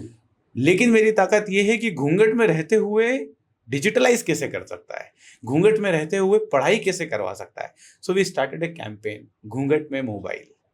वाओ। घूंघट में मोबाइल एक बेंचमार्क बना, एक ऐसी कैंपेन बना जिसने महाराष्ट्र से लेकर राजस्थान से लेकर मध्य प्रदेश, छत्तीसगढ़, यहाँ सभी के रूरल क्षेत्र में काम किया। घूंघट में मोबाइल एक ऐसी कैंपेन जिसके अंदर स्पेशली हमने उस वर्ग को कवर करा जिस वर्ग की आप बात कर रहे हैं। आपको पहले कॉज समझना पड़ेगा। आप डॉक्टर के पास जाते हैं तो सबसे पहले पूछते हैं आपने क्या खाया था, कल रात को आपने क्या खाया था, आपको क्या क्या सिम्टम्स हो रहे हैं। तो हम सबसे पहले समझते हैं स्कूल छोड़ा क्यों। स्कूल छोड़ने के पीछे कारण क्या है? क्या फाइनेंशियल कारण है? बहुत सारी जगहों पर जहां पर आज खेती प्रॉपर नहीं हो पाती है, फाइनेंस बहुत बड़ा कंसर्न है। तो क्या फाइनेंशियल कारण है? दूसरा, क्या सामाजिक कारण है कि बेटियों को पढ़ने नहीं दिया जा रहा है? कारण क्या है? उस कारण को समझते हुए हम सॉल्यूशन प्रपोज करते हैं। तो घूंघट में मोबाइल एक ऐसा सॉल्यूशन निकाला। घूंघट मतलब संस्कृति, प्रथा जो देश में चली आ रही है, मोबाइल मतलब डिजिटलाइजेशन। हमने कहा आपका एजुकेशन प्लान ए है, मुझे उससे कोई मतलब नहीं कि वो 8th स्टैंडर्ड तक पढ़ी हैं या पीएचडी होल्डर हैं। मुझे इस बात से मतलब है क्या वो देश में कमाने के लिए तैयार हैं, क्या वो इंडिपेंडेंट बनने के लिए तैयार हैं, क्या वो खुद की आय का स्रोत खड़ा कर पा रही है। और इसके लिए कहीं ना डिग्री कोई मैटर ही नहीं करती। डिग्री तो आपका एक वेपन है, जो आप अपना एजुकेशन जो आप ले रहे हैं वो अपनी जगह पर जरूरी है, लेकिन आय और डिग्री का कोई संबंध नहीं है। ये दोनों डिग्री एक गेट पास है basically to reach to the interview table, that's it. Right, मतलब दोनों का अलग अलग पर्पस है। तो आय का डिग्री से कोई लेना देना नहीं है। True. तो हमने वहां पर फिर एक कैंपेन चालू करी घूंघट में मोबाइल, और वहां पर हम कवर करने लगे ऐसे कोर्सेज जैसे अफिलिएट मार्केटिंग। Yes. आज अफिलिएट मार्केटिंग आप भी जानते हैं, मैं ब्रांड का नाम नहीं लेना चाहूंगा, बट कई सारे ई कॉमर्स के ब्रांड हैं। आप उनकी लिंक लीजिए अफिलिएट की, अपने स्टेटस पे डालिए, अगर कोई उस लिंक से सामान खरीदेगा आपको 50 रुपए मिलेंगे। यह आय का स्रोत नहीं है तो क्या है? हमने कई सारे क्षेत्रों में ये कार्यक्रम करना शुरू करे, और मुझे गर्व होता है आपको ये बताते हुए इंद्रनील जी, आपके इस चैनल स्पॉटलाइट पे, कि आज 150 रुपए से लेकर 200 से 285 रुपए तक की एवरेज आय उस महिला की है जो लगातार आज अफिलिएट मार्केटिंग जो हमने सिखाई थी उसको कर रही है। अब आप समझिए, वो महिला जो कि सेंधवा के अंदर में, एक लाइव एग्जांपल लेना चाहूंगा, प्रियंका नाम की एक महिला है, सबने मुझे याद दिया उनका। तो प्रियंका नाम की एक महिला जिनके 2 बच्चे हैं, वो सेंधवा के पास में एक क्षेत्र में रहती हैं। उनको हमने इस पे तैयार किया था, और आज वो मीशो की मदद से ऑनलाइन, मतलब जो व्हाट्सएप मार्केटिंग के थ्रू जो सेलिंग है वो चालू कर चुकी है। Every day she is earning 200 to 250 rupees. मैं 250 रुपये प्रतिदिन की बात करता हूँ, चलिए मैं 200 रुपये का एग्जाम्पल लेता हूँ। 200 रुपये प्रतिदिन की बात करता हूँ इंद्रनील जी, 6,000 रुपये 30 दिन में होते हैं। ये हमारा मकसद ये एक्चुअल ट्रू एम्पावरमेंट तो यही है। मुझे ऐसा लगता You है, ये need to मेरी understand विचारधारा है। the process and you और understand. हम ऐसा नहीं कह रहे हैं कि सभी लोग आ जाइए और ये सीख जाइए, नहीं। वी आइडेंटिफाई द पीपल, सबके अपने अंदर स्किल सेट है। हम रेजिन आर्ट की भी ट्रेनिंग दे रहे हैं, हम कल्चर की भी ट्रेनिंग दे रहे हैं। डिपेंड करता है कि आपके अंदर कला किस चीज़ की है, उस कला को हम समझते फिर ट्रेनिंग दे रहे हैं। Because we are in the academic people, in the academic business. तो एकेडमिक्स क्या कहता है? एकेडमिक्स कहता है कि बच्चों को समझिए, और मेरा 3 साल का काउंसलिंग का एक्सपीरियंस कहाँ काम आएगा फिर अगर मैं गलत प्रपोजल दूंगा तो। एक सवाल मेरा और है, और ये बहुत कॉमन एंड जनरल सवाल है। आप बिजनेस करते हैं तो आप रोज इसको फेस करते होंगे। एक तरफ हम जब न्यूज़ देखते हैं या न्यूज़पेपर देखते हैं वहाँ पे, या पॉलिटिकल नैरेटिव्स देखते हैं, तब हमेशा ये मुद्दा उठाया जाता है कि जॉब्स नहीं है जी, और जॉब क्रिएट नहीं हो रहा जी, ये बहुत बड़ा मुद्दा है। बिल्कुल। एज अ बिजनेस ओनर और एज एन एंटरप्रेन्योर, जब हम जॉब देने के लिए बात करते हैं तब हमको स्किलफुल लोग नहीं मिलते हैं जिनको हम जॉब के लिए हायर कर सकते हैं। बिल्कुल। तो एक तरफ हम बोल रहे हैं कि जॉब नहीं मिल रहा है, एक तरफ देना चाहते हो तो लोग नहीं मिल रहे हैं। जी, ये मिसमैच को कैसे मैच करेंगे? ओके। देखिए, ये फैक्ट है, देश में जॉब्स की तो कमी नहीं है। हम जॉब्स की बात कर रहे हैं, गवर्नमेंट जॉब्स की बात नहीं कर रहे हैं। जॉब्स में Right, ओवरऑल हाँ। जॉब्स। तो जब हम जॉब्स की बात करते हैं, देश में बिल्कुल कमी नहीं है, क्योंकि आप समझिए आज इतने स्टार्टअप्स खड़े हो रहे हैं, सब में लोगों की रिक्वायरमेंट है। डेटा एंट्री ऑपरेटर से लेकर सीईओ लेवल तक की वैकेंसीज आज वेबसाइट्स पे अवेलेबल हैं, लोगों की वेबसाइट पे, जॉब मार्केट प्लेस में अवेलेबल हैं। लेकिन ये भी फैक्ट है इंद्रनील जी की सही रिसोर्स का मिलना। क्योंकि क्या होता है, जब कभी भी कोई स्टूडेंट एकेडमिक्स पे काम करता है, अगर वो किसी कॉलेज से कोई स्टडी कर रहा है, जैसे मान लेते हैं वो ग्रेजुएशन कर रहा है, अगर उसने मान लेते हैं बीकॉम किया है या बीबीए किया है, अब उसका जो बीबीए का नॉलेज है ना, वो इंडस्ट्री में उतना रिक्वायर नहीं है जितना इंडस्ट्री की स्किल्स पे रिक्वायर है।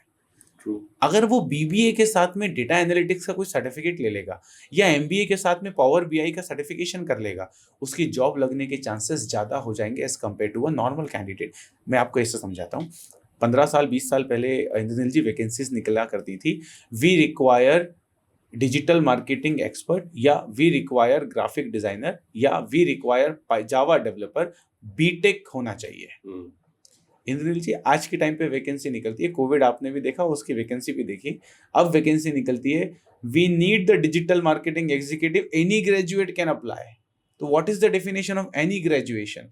एनी ग्रेजुएशन मतलब आपका प्लान ए और स्किल सेट प्लान बी। तो ये जो स्किल्स है ना, इसकी कमी है, डिग्रीज की कमी नहीं है, स्किल्स की अब कमी इसमें है। तो सबसे बड़ा प्रॉब्लम ये है कि जो हमारा बेसिक एजुकेशनल सिस्टम है, जो आज भी लेबर क्रिएट करने पे लगे हुए हैं, नंबर और नंबर ग्रेडेशन के पीछे भाग रहे हैं, जहाँ पे स्किल के साथ कोई मतलब ही नहीं है, जी, उसको नंबर ही चाहिए।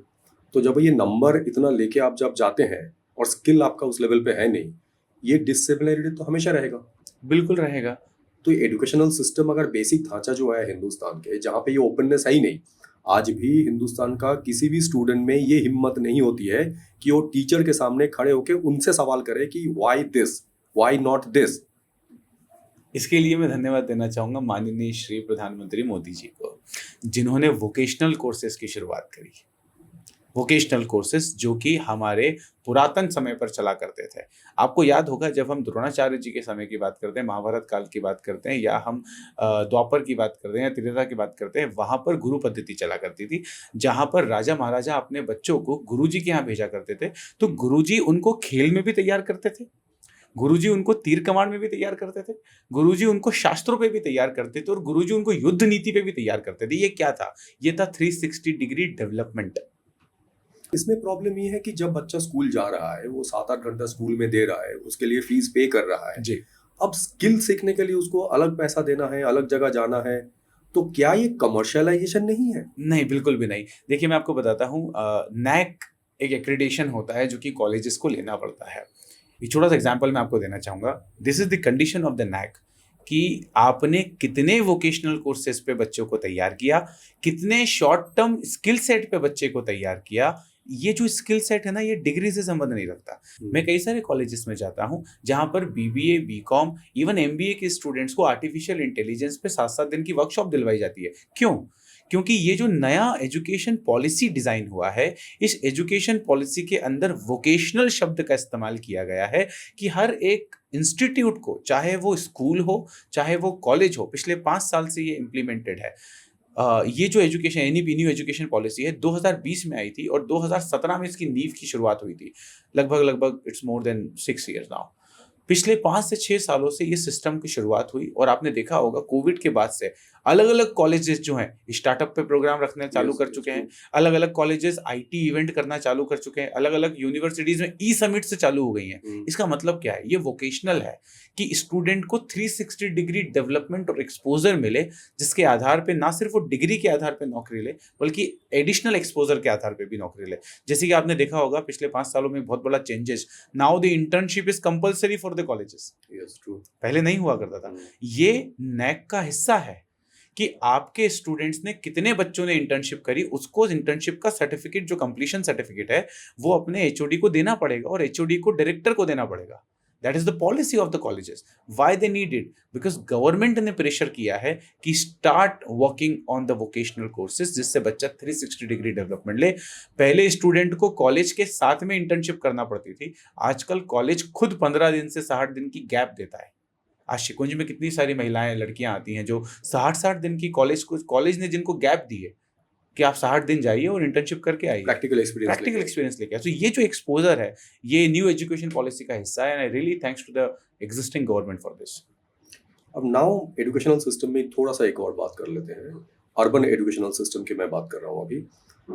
फीस डिसिमिलरिटी एक बहुत बड़ा मुद्दा है जी, और स्कूल ड्रॉप आउट्स के बहुत सारे परसेंटेज इसके ऊपर डिपेंड करता है। बिल्कुल।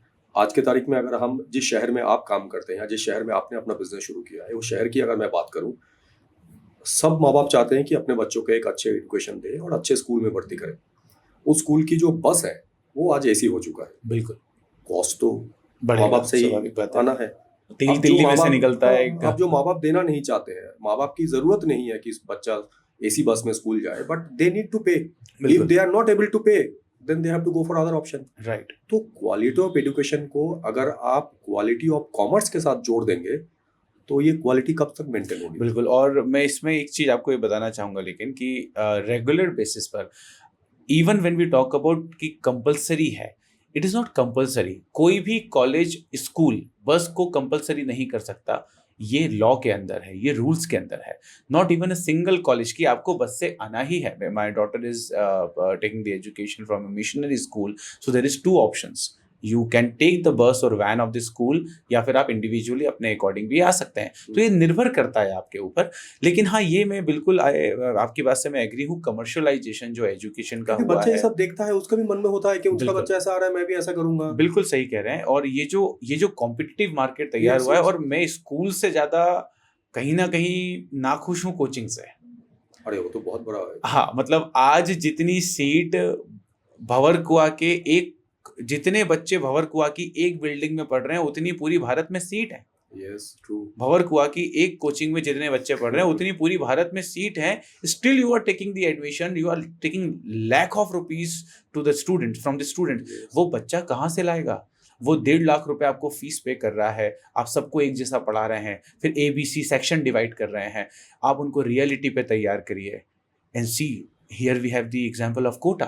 What happened in Kota, what is happening in Kota? Web series बन चुकी है कोटा पे। तो क्योंकि the pressure students are getting. ठीक है, मैं फाइनेंशियल चीज से तो नाखुश हूँ कि ये जो बहुत बड़े अमाउंट की फीस लेना चालू कर रहे हैं, कहीं ना कहीं इस पे बहुत बड़ा बिजनेस हो गया है academic is a business nowadays. आज अगर मैं माफी चाहूंगा आपके मंच पे ये बात बोलना चाह रहा हूँ, लेकिन आपकी गवर्नमेंट एग्जाम नहीं निकली तो आप कोचिंग चालू कर देते हैं, बोले मैं गवर्नमेंट एग्जाम पे बच्चों को तैयार करूंगा। आपने वो प्रेशर हैंडल कराया, why you are not giving the education in the lowest? इसमें मेरी अभी पिछले एक पॉडकास्ट में मेरी एक डिस्कशन हुई है एक वाइस चांसलर एक कॉलेज के, वो जब आएगा, पब्लिश जब होगा तब आप देखेंगे। बट उसमें मेरी ये डिस्कशन हो रही थी कि गवर्नमेंट फीस रेगुलेट करते हैं कहीं कहीं, उनका ये कहना है। जी, अब मेरा उनमें काउंटर सवाल ये था, जो फीस रेगुलेट करने वाले हैं वही स्कूल कॉलेज खोल के रखे हुए हैं, बिल्कुल। तो उनका स्कूल का रेगुलेशन तो वैसे ही बनते हैं ना जैसे उनका प्रॉफिटेबिलिटी बनते हैं। हाँ, वो एक ये तो कभी भी नहीं मैच होने वाला है। फिर हम कितना भी पॉलिसीज बना दें, देखिए क्या होता है, गवर्नमेंट ने जो रेगुलेशन बना के रखा है वो एक बेस फीस स्ट्रक्चर पे काम करता है। जब हम उसके अंदर एमिनिटीज को ऐड करेंगे Exactly. तो वो एक स्ट्रक्चर बढ़ जाएगा। ठीक है, जैसे गवर्नमेंट ने हर चीज के टैक्सी तक के चार्जेस फिक्स करते हैं लोग, तो लोकल के जो वेजेस है वो भी Right, फिक्स वो है भी कि fix स्किल्ड है। के इतने वेजेस होना चाहिए, बिल्कुल। सेमी स्किल्ड के, अनस्किल्ड के लेकिन इतने होना उसमें चाहिए। चीजें ऐड करके उसके चार्जेस को बढ़ा दिया जाता है। तो फीस वाले सेक्शन से तो मैं खुद इस बात से नाखुश हूँ, क्योंकि आज जहां लाख रुपए किसी जमाने में बच्चा 3 लाख रुपए में पूरा पढ़ के तैयार हो जाता था, हाँ। अब 3 लाख रुपए 7th 8th 9th की, इवन मैंने तो कई स्कूल ऐसे देखे हैं जहां पर 3rd और 4th की फीस 3 से 4 लाख रुपए है। True, very true. तो this is one of the expensive system nowadays.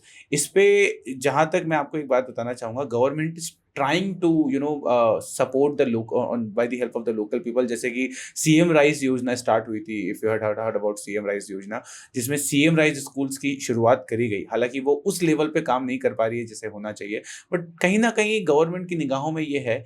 इस सिस्टम से तो मैं खुद नाखुश हूँ, because I am in the academics. There are many students जो ये बोलते हैं कि सर स्कॉलरशिप इतनी है और फीस इतनी है, इतना डिफरेंस तो हो जाता है। और गवर्नमेंट स्कूल में लोग जाना नहीं चाहते हैं, उनकी इंफ्रास्ट्रक्चर और क्योंकि infrastructure and this services, actually teachers की क्वालिटी हो सकता है वहाँ बहुत अच्छी हो, बट कहीं ना कहीं पर जो मार्केटिंग है वो मैटर करती है। और प्राइवेट जो मार्केटिंग करता है, जिस तरीके से वो एक चमकीले क्षेत्र को दर्शाता है, हर बच्चा वहाँ जाना चाहता है।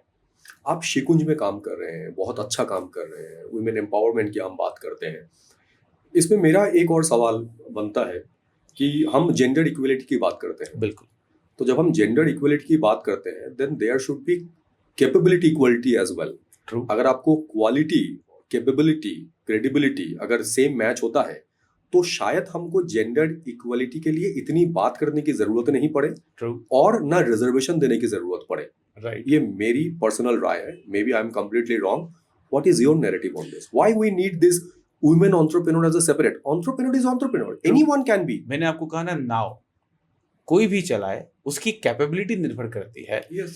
When we talk about this industry, either for the job or for the entrepreneurship, even in the startups, मैं कभी भी जेंडर इनइक्वलिटी पे बात नहीं करता और इक्वलिटी पे बात नहीं करता। वो समान है, असमान है, उस बारे में कोई डिस्कशन नहीं होना चाहिए, क्योंकि हम उस युग में जी रहे हैं जहां पर अधिकारों को बराबर की तुलना में रख दिया है, जहां पर देश की वित्त मंत्री एक महिला है जो ऊपर से बैठकर सबसे लोएस्ट क्षेत्र, गांव तक की जो महिला है उसके बारे में विचार रखती है। तो इनइक्वलिटी का तो कोई पॉइंट ही नहीं है।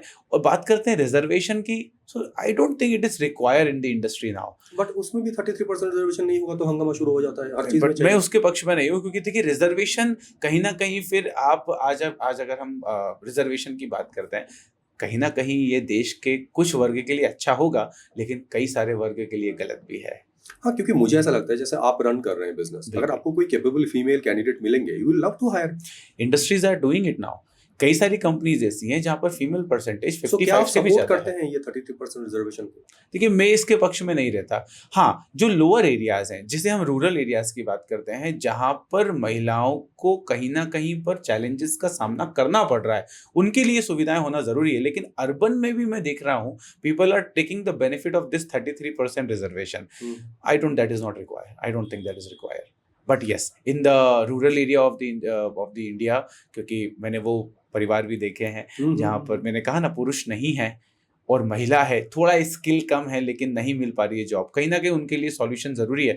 But I think for the urban India, इसमें कहीं ना कहीं एक ये होना चाहिए जो ITR वाला फैक्टर काम आता है, जैसे प्रधानमंत्री जी के आवास योजना में आपका ITR फैक्टर काम आता है, उस तरीके से ये फैक्टर कहीं काम करना चाहिए इसके अंदर, कि अगर आपका ITR नहीं है, या आप BPL कार्ड धारक हैं, या आप गरीब तबके से आते हैं, तो आपको रिजर्वेशन का फायदा मिले। आप अर्बन तबके से आते हैं तो एक मर्सिडीज में घूमने वाली महिला, अगर उसको 33% का रिजर्वेशन मिलेगा, तो कहीं ना कहीं मैं उस जगह पर नाखुश हूँ कि एक बच्चा, एक आदमी जो साइकिल से सफर कर रहा था, जिसको वो नौकरी मिलना चाहिए थी, सिर्फ वो एक पुरुष है इसलिए उसको ना मिली, तो कहीं ना कहीं वो भी गलत है।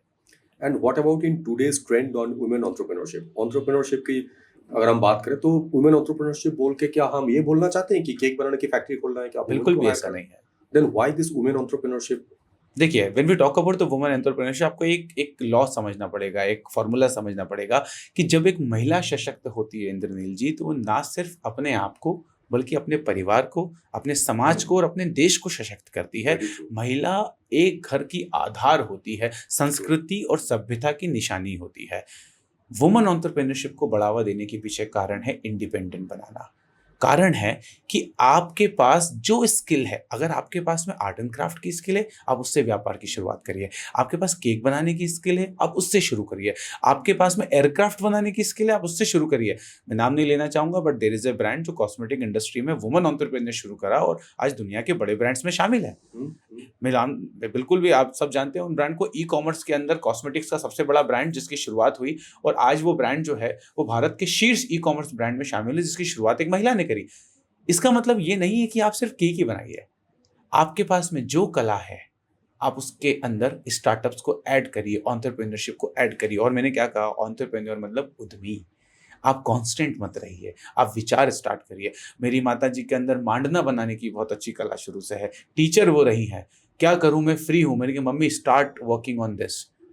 ट्रेनिंग देते हैं ना आज की युवतियों को, आज की महिलाओं को, आज की बहुओं को मांडना बनाने पर। मांडना एक मॉडर्न कला है, कंपनीज के अंदर अब मांडना के आर्ट बनाए जा रहे हैं, तो क्यों ना इसकी स्टार्ट करते हैं। Now she is teaching Mandana every Sunday. वो कॉलोनी की क्षेत्र की महिलाओं को, युवतियों को और बहुओं को मांडना बनाना सिखा रही है। ये एंटरप्रेन्योरशिप ही तो है। अब धीरे धीरे करके वो 50 rupees per student, 100 rupees per student charge लेने लगेगी। बिजनेस की शुरुआत हो गई। मेरे पास एक कहानी है अंजनिल जी। एक महिला, एक लड़की जो एक गवर्नमेंट इंस्टीट्यूट में उत्तर प्रदेश से इंदौर पढ़ने आई, national skill training institute NSTI। यहाँ से वो एक नॉन टेक्निकल कोर्स कर रही थी। वहाँ पर मैं और मेरे ऑफिस के एक मेंबर आयुषी जो है ट्रेनिंग दे रहे थे। वो ग्राफिक डिजाइनिंग पढ़ा रहे थे और मैं उस समय HR पढ़ा रहा था। वो लड़की वहाँ से निकली, उसने कहा कि क्या चल रहा है यहाँ पर। मैंने कहा कि ट्रेनिंग चल रही, हम HR पढ़ा रहे हैं और वो सामने क्लास में ग्राफिक डिजाइनिंग। बोले मुझे भी ग्राफिक डिजाइनर बनना है। अच्छा, तो बोले कैसे, मतलब क्या प्लान है आपका, क्या करती हैं आप। तो वो कोई दूसरा कोर्स कर रही थी, that is not at all related with tech. हमने कहा ठीक है, हम आपको सिखाएंगे। हमारी 45 डेज की क्लासेस चल रही थी। हमने 45 दिन उस लड़की को ग्राफिक डिजाइनिंग पे तैयार करा। आज की स्थिति ये है, वो रेगुलर बेसिस पर every day 300 rupees to 700 rupees घर से बैठ के कमा रही है। ये एंटरप्रेन्योरशिप ही तो है, ये एंटरप्रेन्योरशिप है, ये एक्चुअल में एम्पावरमेंट है। ये एम्पावरमेंट है। अब समझिए, उसने मुझसे पूछा कि सर मुझे बाहर जाने की परमिशन नहीं दी जाएगी। तो मैंने कहा किसने कहा तुम्हें बाहर जाना है। तुम अपनी कॉलोनी के अंदर लक्ष्मी ब्यूटी पार्लर का बोर्ड बनाओ, तुम अपनी कॉलोनी के अंदर किराने स्टोर का बोर्ड बनाओ, तुम्हारी बहन के यहाँ पर शादी का कार्ड बनाओ, तुम्हारे रिश्तेदारों के यहाँ इतने प्रोग्राम होते हैं, जन्मदिन होते हैं, उनके क्रिएटिव्स बनाओ। आप भी जानते हैं एक एक क्रिएटिव का लोग 200 रुपये 100 रुपये पे करते हैं। डिजिटल शादी के कार्डों के लोग 5,000 रुपये तक, 10,000 रुपये तक पे करते हैं। Today that girl is earning a handsome amount. Recently उसने मेरे लिए लिंक्डइन पे एक पोस्ट भी डाली थी और उसमें उसने मेंशन करा था कि you made my life differently. तो आज ये क्या है, ये एंटरप्रेन्योरशिप ही तो है। तो जो आपके पास ज़्यादा है वो आपको देना पड़ेगा, उससे आप कमा सकते हैं। मैं इसको ऐसे समझाता हूँ, अगर आपके पास पैसे ज़्यादा है तो इंसान पैसे दान करता है। आपके पास ज्ञान ज़्यादा है वो ज्ञान दान करता है। आपके पास में कोई भी चीज़ जो ज़्यादा है, आप एक बहुत अच्छे फाइटर हैं, आप लोगों को फाइट करना सिखाइए, आप सेल्फ डिफेंस सिखाइए। आपके पास जो ज़्यादा है वो आपको समाज को देना पड़ेगा, एज ए बोल सकते हैं चैरिटी के रूप में, सोशल वर्क के रूप में। उसी प्रकार से जो आपके पास बेहतर है उस पर आप करियर बनाइए, शुरुआत करिए। आपके अंदर डिजाइनिंग की क्षमता है, और डिजाइनिंग, लोग मेहंदी से लाखों रुपए कमा रहे हैं। Yes, true. वो एंटरप्रेन्योरशिप ही तो है। मैं नाम नहीं लेना चाहूंगा, इंदौर के अंदर एक मॉल है जहाँ पर एक महिला है। एक महिला होकर वो 15 से ज़्यादा लड़कों की टीम हैंडल करती है। करवा चौथ के दिन जाके देखिएगा साहब, आपको रियलाइज होगा कि वुमेन एम्पावरमेंट ग्राउंड लेवल पे क्या होता है। सिर्फ मेहंदी की कला, जिसको पहले सिर्फ एक नॉर्मल मेहंदी माना जाता था, आज वो एक दिन में हजारों रुपए कमाती है। करवा चौथ की रात को लाइन लगाई जाती है कि भैया मेरी मेहंदी बना दीजिए, और 15 लड़कों की टीम एक महिला हैंडल करती है, वो भी अविवाहित स्त्री, अविवाहित लड़की। Very true. That is called an empowerment. और देखिए, जब इंसान इंडिपेंडेंट होता है तो इंडिपेंडेंसी का मतलब ये नहीं कि उसके अंदर ईगो आ जाए, नहीं, उसके अंदर नेगेटिव परिस्थिति में लड़ने की क्षमता होनी चाहिए। ये मेरा मानना है। 2024 में the society, the world is changing constantly. True. हर दिन कुछ ना कुछ चेंज होता है, बिल्कुल और सही जैसा बात जैसा ये डिजिटल मीडिया और बढ़ता जाएगा, चेंजेस की फ्रीक्वेंसी और बढ़ती जाएगी। आप अपने आप को कैसे अपडेट रखते हैं? Regular learning. मैं आज भी किताबें पढ़ता हूँ, आज भी मैं सोशल मीडिया पे, बिकॉज़ आपको देख के आप काफी हेल्दी एंड मुझे लगता है आप वर्कआउट भी कर लेते हैं। So I am how trying to do that. Manage you? सबसे इसके पीछे सबसे बड़ा कारण अध्यात्म है इंद्रनील जी। तो यू आर स्पिरिचुअल? 100% स्पिरिचुअल। तो how much it impacts in your daily routine? मैं सांस ही उससे ले रहा हूँ, तो फिर तो बात ही, इसके आगे मैं क्या कहूँगा।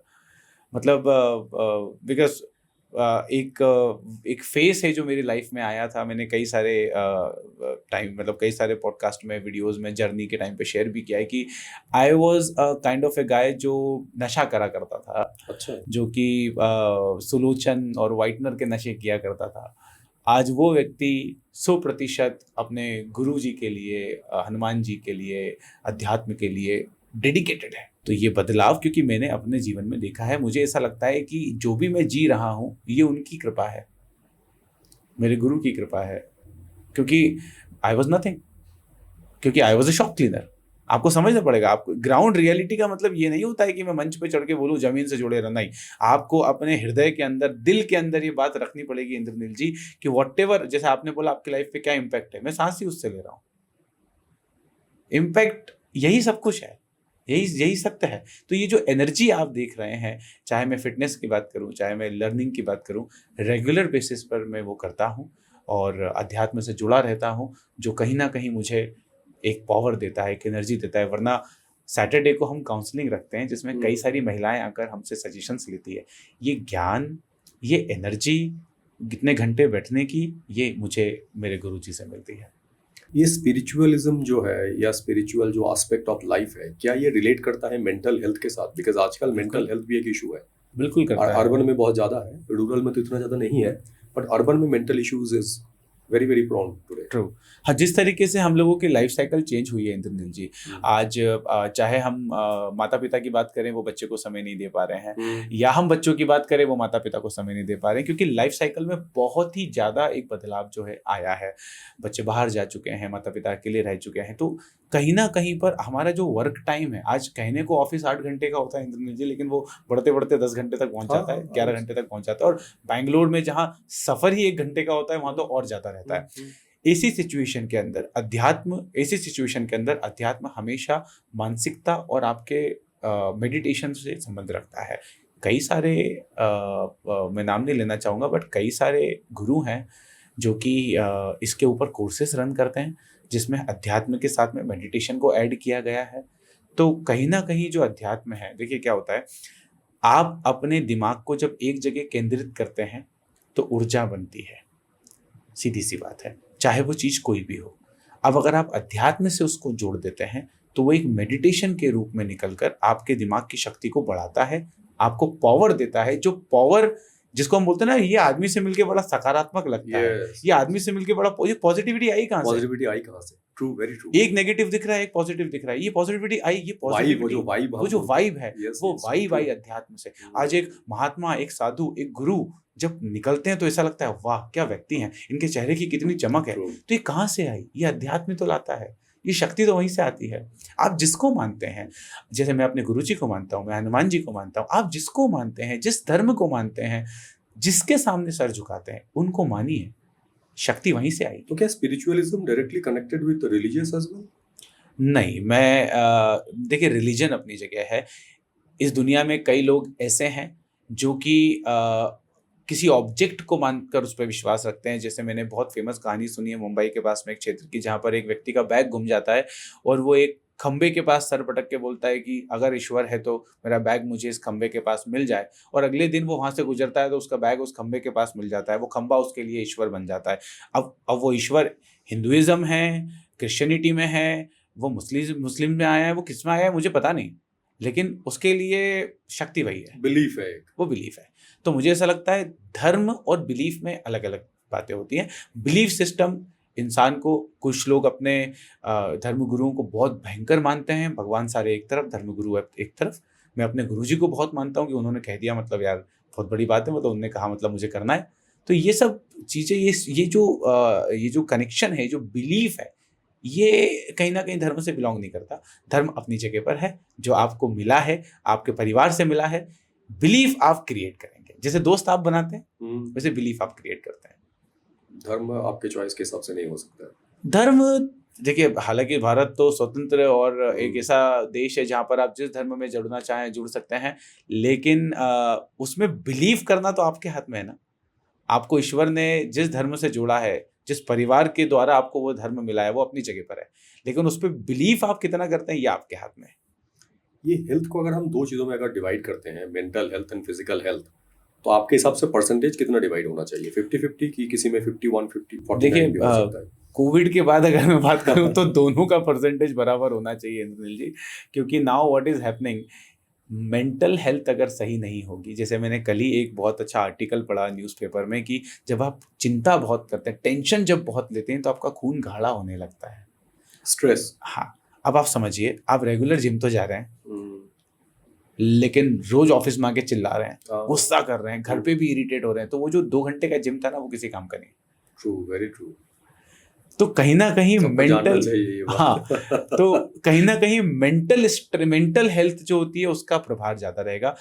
इसको ऐसा समझाता हूँ मैं, मतलब 51 और 49 में डिवाइड कर सकते? नहीं, मैं 60-40 में डिवाइड करूँगा। अच्छा, मैं 60-40 में डिवाइड करूंगा। इसका रीजन बताता हूँ। हिमालय की गोद में कई साधु हैं जो फिट हैं, जो जिम नहीं जाते, सिर्फ एक कारण, क्योंकि उन्होंने अपनी मानसिकता को इस तरीके से, अपनी मेंटल हेल्थ को इस तरीके से बोल सकते हैं कंट्रोल में रखे हुए हैं कि उनको ना ठंड लगेगी ना उनको गर्मी लगेगी। लेकिन उसी जगह पर रेगुलर जिम जाने वाला, बॉडी बनाने वाला व्यक्ति उनके जैसा नहीं रह सकता। बिल्कुल सही। तो ये जो डिफरेंस है, इसमें मैं 40% फिजिकल हेल्थ को दूंगा, 60%, क्योंकि आप समझिए, आप कितने भी हेल्दी क्यों ना हो, अगर आपका दिमाग हेल्दी नहीं है तो फिर आपका हेल्थ किसी काम का नहीं है। सर, अभी ये 2024 में आने वाले समय में there is a lot of noise regarding AI, right, और एजुकेशनल सिस्टम में इसका इम्पैक्ट सबसे ज्यादा आएगा, ऐसा बिल्कुल बताया जा रहा है। एजुकेशन क्या हर क्षेत्र कॉर्पोरेट में ज्यादा ट्रेंड में है। और सो ये एआई को आप कैसे देखते हैं, आप एआई की आने वाले समय को? देखिए, मैं यहाँ पर 90s और स्पेशली 80s का टाइम याद करना चाहूँगा, जब कंप्यूटर्स आए थे। तो एक बहुत बड़ा एक हवा मार्केट में आया था कि यार कंप्यूटर्स आ गए हैं, जॉब चली जाएंगी, लोगों की नौकरियां चली जाएंगी। बट वास्तविकता में नौकरी बड़ी है, रोजगार बड़ा है। आर्टिफिशियल इंटेलिजेंस इम्पैक्ट अगर हम बात करते हैं कि क्या ये नौकरियां खा जाएगा, नहीं, ये नौकरी नहीं खाएगा। आज भी ह्यूमन इंटेलिजेंस की पावर आर्टिफिशियल इंटेलिजेंस से ज़्यादा ही है। हमने रोबोट मूवीज अपने देखी है, अंत में जीतता है एक मानव है। तो ह्यूमन इंटेलिजेंस की पावर हमेशा जाता रहेगी, लेकिन एआई जिस तरीके से इवॉल्व हो रहा है और इन्वॉल्व हो रहा है डेली रूटीन में, चाहे मैं चैट जीपीटी का एग्जांपल ले लेते हैं, कंटेंट क्रिएशन में, लेकिन आज भी अगर आपको पर्सनलाइज कंटेंट को क्रिएट करना है तो आपको कंटेंट राइटर ही लगेगा, उसमें आपको चैट बट जीपीटी मदद एआई नहीं की कर जो पाएगा। जितने भी रिसर्च है या जितने भी डेवलपमेंट है, ये तो उसी दिशा में हो रही है बिल्कुल। कि ह्यूमन की रिसोर्सेस को कम कर करके दिया उसके जाए। ऊपर किया जाए, बिकॉज वो ना थकता है ना उसके कोई टाइम बाउंडेशन है। आप उसको रात को 2 बजे उठा के बोलो मेरे लिए कंटेंट लिखो, कंटेंट लिख देंगे। अब मैं ये कौन कहेगा कि मेरे लिए कंटेंट लिख दो? हाँ, तो कमांड देने वाला चाहिए, यस, बट तो जब कंटेंट हम राइटर नहीं चाहिए। नहीं, बट यहाँ पर डिपेंड करता है what category of content you want. अगर अगर मैं ये कहना चाहूंगा आर्टिफिशियल इंटेलिजेंस, या चलिए मैं कंटेंट की बात करता हूँ, आज कंटेंट कितना ही अपने आप को मजबूत, सॉरी चैट जीपीटी या एआई टेक्सटिंग सिस्टम अपने आप को कितना ही स्ट्रांग क्यों नहीं कर ले, वो न्यूज़पेपर के लायक कंटेंट तो नहीं लिख पाएंगे। क्यों नहीं लिख पाएंगे? क्योंकि व्यूअर को समझना और उसके अकॉर्डिंग एडिट करना एडिटर के ही हाथ में रहेगा। But the problem is that कि न्यूज़पेपर जो सब्सक्रिप्शन था या न्यूज़पेपर जितना बनते थे या जितना पढ़ा जाता था उसके नंबर्स डेली कम होता जा रहा है। लेकिन वो डिजिटल उसमें कन्वर्ट हो चुका है। ये तो यही तो मैं कह रहा हूँ कि आपको समय के साथ बढ़ना पड़ेगा। जब कंप्यूटर आया, नहीं, मैं इसको एज एन इंडिविजुअल मैं इसको थ्रेट नहीं मानता हूँ। मैं इसको तो ये मानता हूँ कि there is always a requirement to the person who will give that command, तब ना वो Right. काम करेगा। वो तो एक Right. मशीन है बेसिकली। मैं हमेशा जब मेरे से स्टूडेंट से सवाल करते हैं तो मैं बोले सर एआई हमारी जॉब का जाएगा। हाँ, एक बहुत कॉमन मैं इसलिए आपको पूछ रहा हूँ क्योंकि आप ये फेस करते होंगे। राइट। तो बहुत सारे स्टूडेंट मुझसे, अभी रिसेंटली मैं एक ई समिट में गया था तो बहुत बड़ा क्राउड था। It was nearly 600 near about student in they somebody asked from the crowd, sir AI हमारी जॉब खा जाएगा। तो मैंने कहा कि बचपन में जब मेरे पिताजी मुझे मेले में लेके जाया करते थे तो एक तोता बिकता था जिसको ताली बजाओ तो वो मिट्ठू बोलता था। तोता मिट्ठू बोलेगा, ताली तो मैं ही बजाऊंगा। ये जो फैन है उसकी जो कमांड है, hey Siri call Indraneel ji, I have to give the command. ठीक है, अब ये हिंदी में भी आना चालू हो चुकी है, अलग अलग भाषाओं में आना स्टार्ट हो चुकी है। हमें सिर्फ अपडेट होना पड़ेगा। Every student has to upgrade their self, how to use that technology. आज छोटे से छोटा बच्चा रूरल से रूरल एरिया के अंदर कमांड दे रहा है यूट्यूब के ऊपर ऑडियो में, और वो अपने गाने को, अपने रील को सर्च कर रहा है।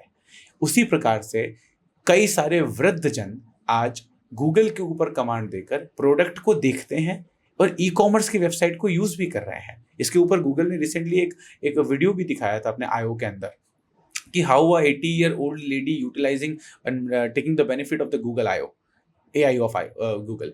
तो ये कैसे हुआ, उसने सीखना पड़ेगा, उसको अलग अलग तरीके से अपने आप को बढ़ाना पड़ेगा, क्योंकि जो स्टूडेंट स्टैटिक चला आ रहा है उसको कहीं ना कहीं ये समझना पड़ेगा कि जैसे कंप्यूटर का जमाना आया, जिन्होंने कंप्यूटर सीखे वो आगे बढ़े। उसी प्रकार से चैट जीपीटी या हम किसी भी AI या रोबोटिक्स की बात करते हैं, I think every single student has to take the knowledge about it. It is very important, क्योंकि आने वाले समय में जैसे कि आजकल डिजाइनिंग फील्ड में आपसे लोग पूछते हैं क्या तुम्हें कैनवा आता है, नोबडी इज गोना आस्क।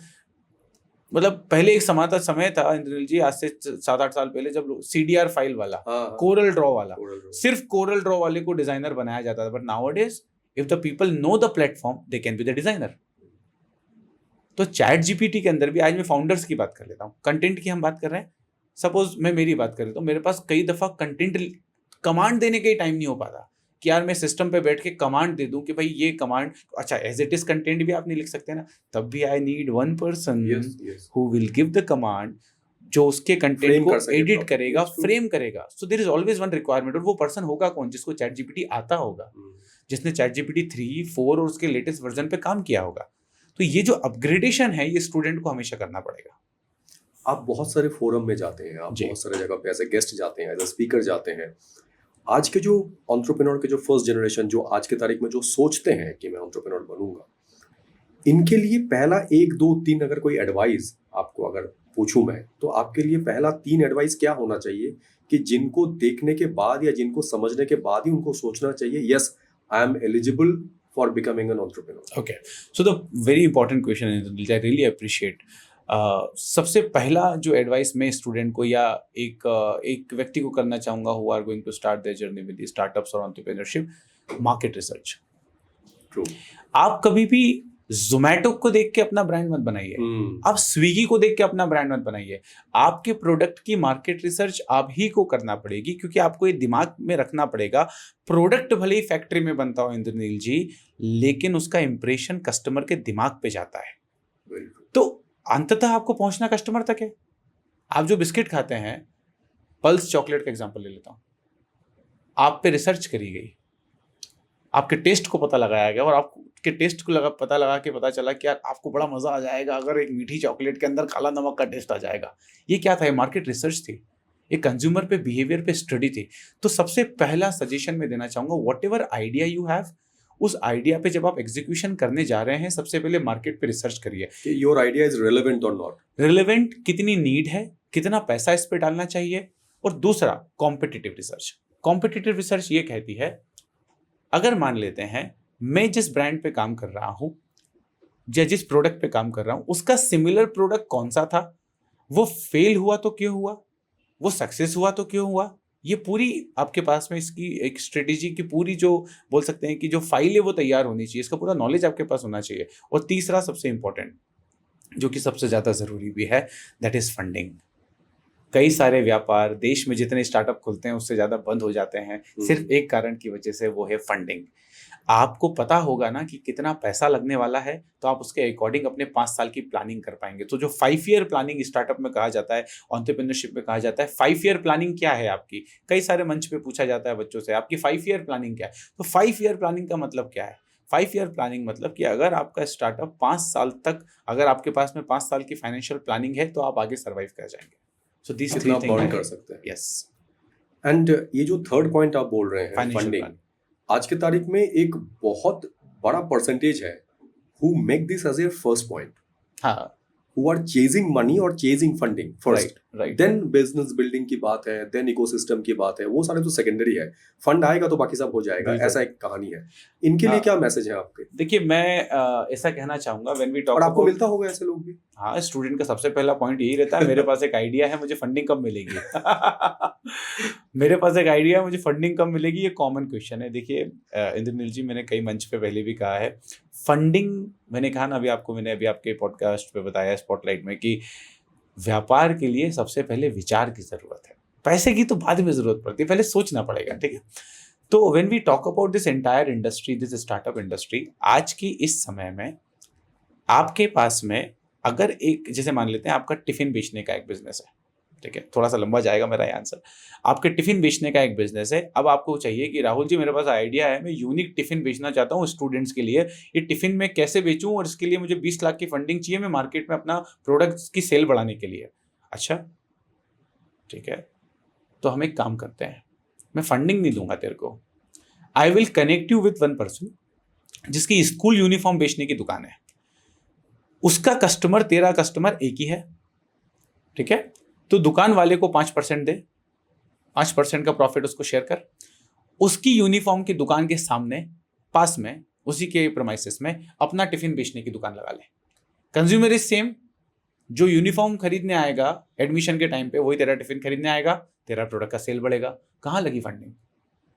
तो हर चीज का सॉल्यूशन फंडिंग नहीं है, there are different ways. Collaboration एक सबसे बड़ा रास्ता है। आज हम कई सारी कंपनीज के पार्टनर हैं डेटाबेस के लिए। स्टूडेंट मुझसे कहते हैं सर मेरा ये प्रोजेक्ट है, मुझे इसके लिए 10 लाख की फंडिंग चाहिए। मैं पूछता हूँ फंडिंग क्यों चाहिए? बोले सर मुझे चाहिए डेटाबेस क्रिएट करने के लिए। ठीक है, तू मेरे को 10% देना, I will share my database with you, right? तो collaboration is the another way. So there are more than 4-5 ways which are the substitute of the funding. तो फंडिंग एक ट्रेंड बन गया है कि स्टार्टअप का आइडिया आएगा तो सबसे पहले फंडिंग आएगा। आज भी हमारे देश में ऐसे स्टार्टअप्स हैं जिन्होंने बूटस्ट्रैप लेवल पर 100 करोड़ से ज्यादा वैल्यूएशन खड़ा करा है। तो दैट इज पॉसिबल। ये हमेशा मैं स्टूडेंट को कहता हूं कि फंडिंग तो सेकेंडरी सॉल्यूशन है।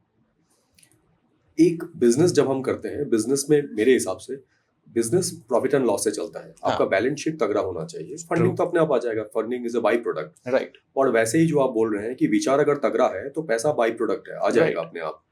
तो ये जो बैलेंस शीट और वैल्यूएशन, हम्म। ये दोनों एक बहुत बड़ा मुद्दा है आज की तारीख में in terms of business generation and entrepreneurship. People are more prone to generate valuation rather than thinking that what is the profit and loss balance True. Sheet is saying. जब that is the actual health, वही mental health है आपके हिसाब बिल्कुल से. सही कह रहे फिजिकल हेल्थ तो अपन वैल्यूएशन में जा रहे हैं. Right. So how much it is important to create valuation rather than creating profit and loss balance sheet? Okay see, इसको मैं ऐसे समझता हूँ. आपके पास एक खाली प्लॉट है, आप अपने मित्र को लेके गए और आपने बताया ये प्लॉट की कीमत आने वाले समय में 2 करोड़ होने वाली है क्योंकि यहाँ से मेट्रो निकलेगी, यहाँ पे एक हॉस्पिटल आने वाला है. ये वैल्यूएशन है. Exaggerated numbers. वो पैसा आपके पास आज रखा नहीं है, आपके पास कोई बायर नहीं है.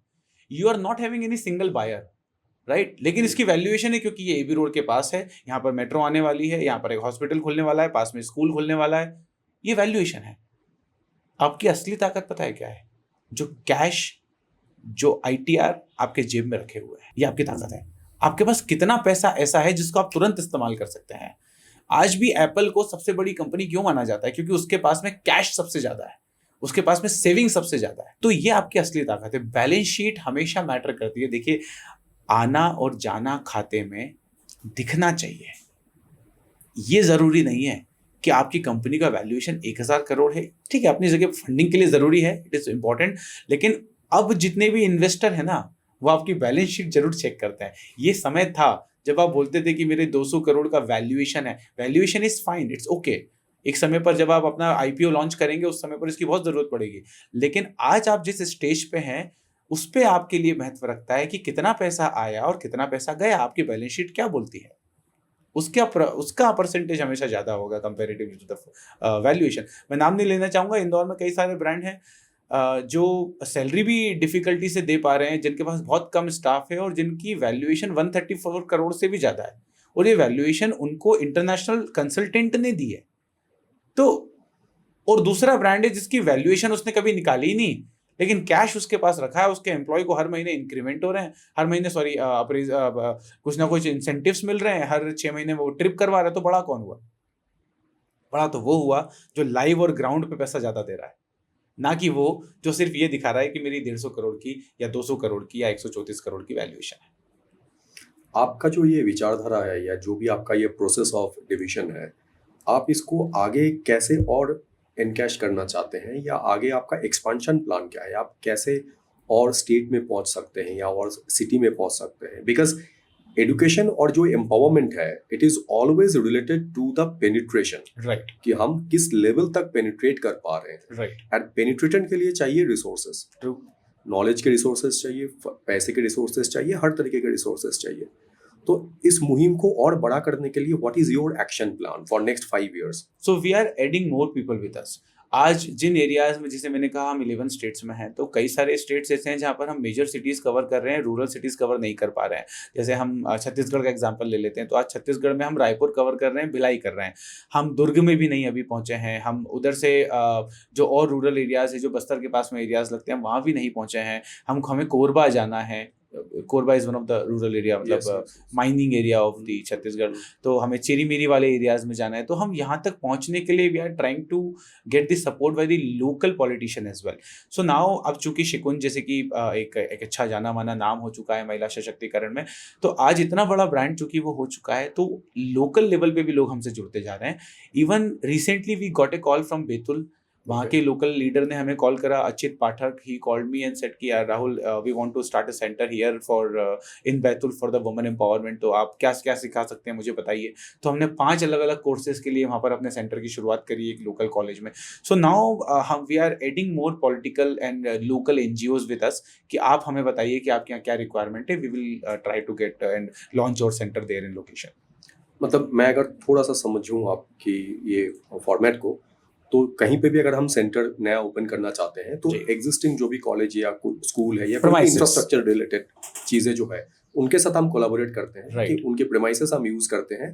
जब उनकी ऑफ टाइम होता है उस समय हम अपनी क्लासेस नहीं, हम ऐसा नहीं कह सकते कि ऑफ टाइम होता है. ज़्यादातर इंस्टीट्यूशन में एडिशनल क्लासरूम्स होते ही होते हैं या ऑडिटोरियम्स होते हैं या लॉन्स होते हैं, तो हमें पढ़ाने के लिए तो एक जगह लगती है। अगर हम टेक्निकल कोर्सेज पढ़ा रहे हैं तो हमें वहाँ पर लैब लगेगी, तो इंफ्रा हम उनसे ले लेंगे, बेसिक रिसोर्सेज या बेसिक रिसोर्सेज ले लेंगे, टेक्निकल इंफ्रा हम अरेंज करवा देंगे। सो दैट डिपेंड कि हम किस लोकेशन पे किस कंडीशन पे काम कर रहे हैं। और इनकी जो स्टाफिंग है, जो ये काम करा रहे हैं, जो ये ज्ञान दान कर रहे हैं, ये आपके स्टाफ होते हैं? हाँ जी, ये हमारे फ्रीलांसर भी हैं और ऑन रोल ट्रेनर्स भी हैं। और बच्चों से कोई आप फीस नहीं लेते हैं? 100% जीरो कॉस्ट, ना ही हम कॉलेजेस से लेते हैं, ना ही हम बच्चों से लेते हैं। Then what is your income in your company? Because खाली पेट तो भजन होता नहीं है and till the time you are not making profit you can not serve. Serve करने के लिए तो फंड चाहिए। देखिए, सबसे अहम मुद्दा ही यही है और उसी मुद्दे पर, उसी पॉइंट पर आज हमें ये पुरस्कार प्राप्त होते हैं। क्या होता है, हमें समाज की सेवा तो करनी है जी, सशक्तिकरण पे भी काम करना है जी, लेकिन हम किसी से चंदा नहीं मांग सकते यार। तो ये विचार हमारे दिमाग में शुरू से था। तो पहले ही दिन हमने एक ऐसा रेवेन्यू चैनल डिजाइन किया जिससे किसी से पैसा भी ना मांगना पड़े और हम समाज की सेवा भी कर पाएं और खुद का अर्निंग रिसोर्स भी जनरेट करें। आज की डेट में सबसे बड़ा जो सोर्स है, जो सेक्टर है इंद्रनील जी, उसे कहा जाता है data. Data is not just a gold now, it is a diamond now. Data is everything, right? Data is everything. Now, what is happening here with Sequence.com? आज हम जहां भी पढ़ा रहे हैं, हमने कई सारे ब्रांड से कोलैबोरेट करा। जैसे मान लेते हैं इंद्रनील जी की बहन है, उन्होंने एक नया लिपस्टिक ब्रांड लॉन्च करा है। आपका कंज्यूमर कौन है Indraneel ji? Definitely a woman, right? तो हम उस ब्रांड को समझाते हैं कि अगर आप इंदौर में एबी रोड पे मान लेते हैं एक होर्डिंग लगाते हो, 80,000 रुपये, 1 लाख रुपए महीने का कॉस्ट पे करते हो, और अगर 100 लोगों में से सिर्फ 40% ही महिलाएं निकल रही हैं, तो आपके 1 लाख रुपए की होर्डिंग का सिर्फ 40,000 ही इस्तेमाल हुआ। तो हम कहते हैं कि ये जो 40,000 इस्तेमाल होने वाला था ना आपका, उसको भी मत करो। जो पैसा आपने प्लान किया है वो Sequence.com को दे दो।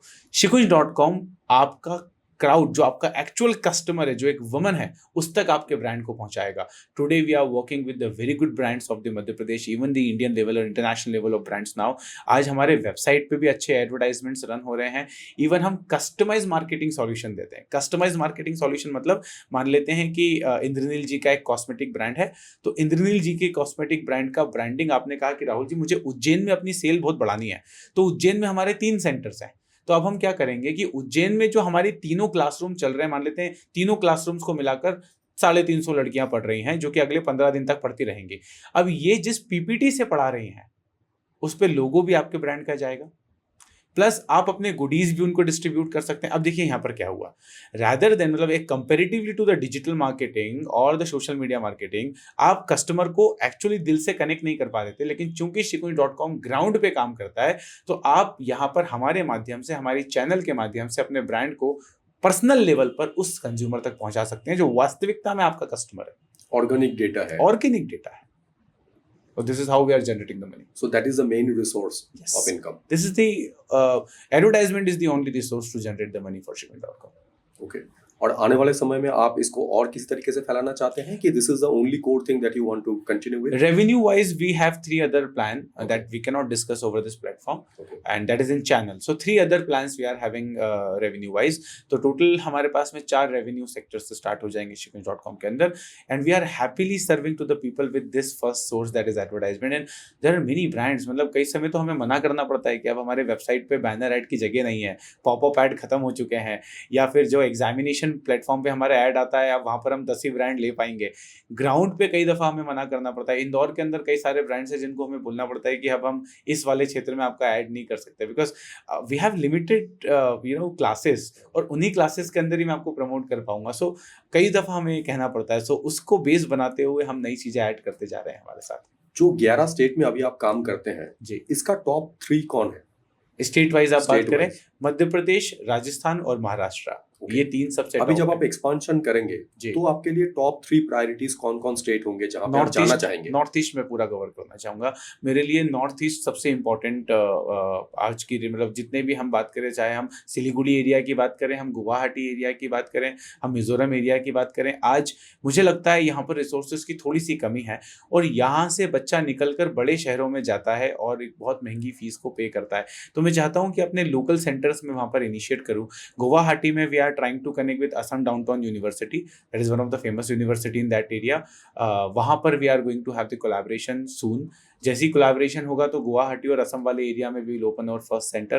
So this is how we are going to expand in the northeast areas. इतने जो 24 घंटे हैं आपके भी मेरे भी सबके भी, इतना सारा काम करते हैं जी। खुद के लिए मी टाइम जो होता है वो क्या है, उसमें आप क्या करना पसंद करते हैं? What is your me time? देखिए मी टाइम मेरे लिए दो सबसे इम्पोर्टेंट हैं।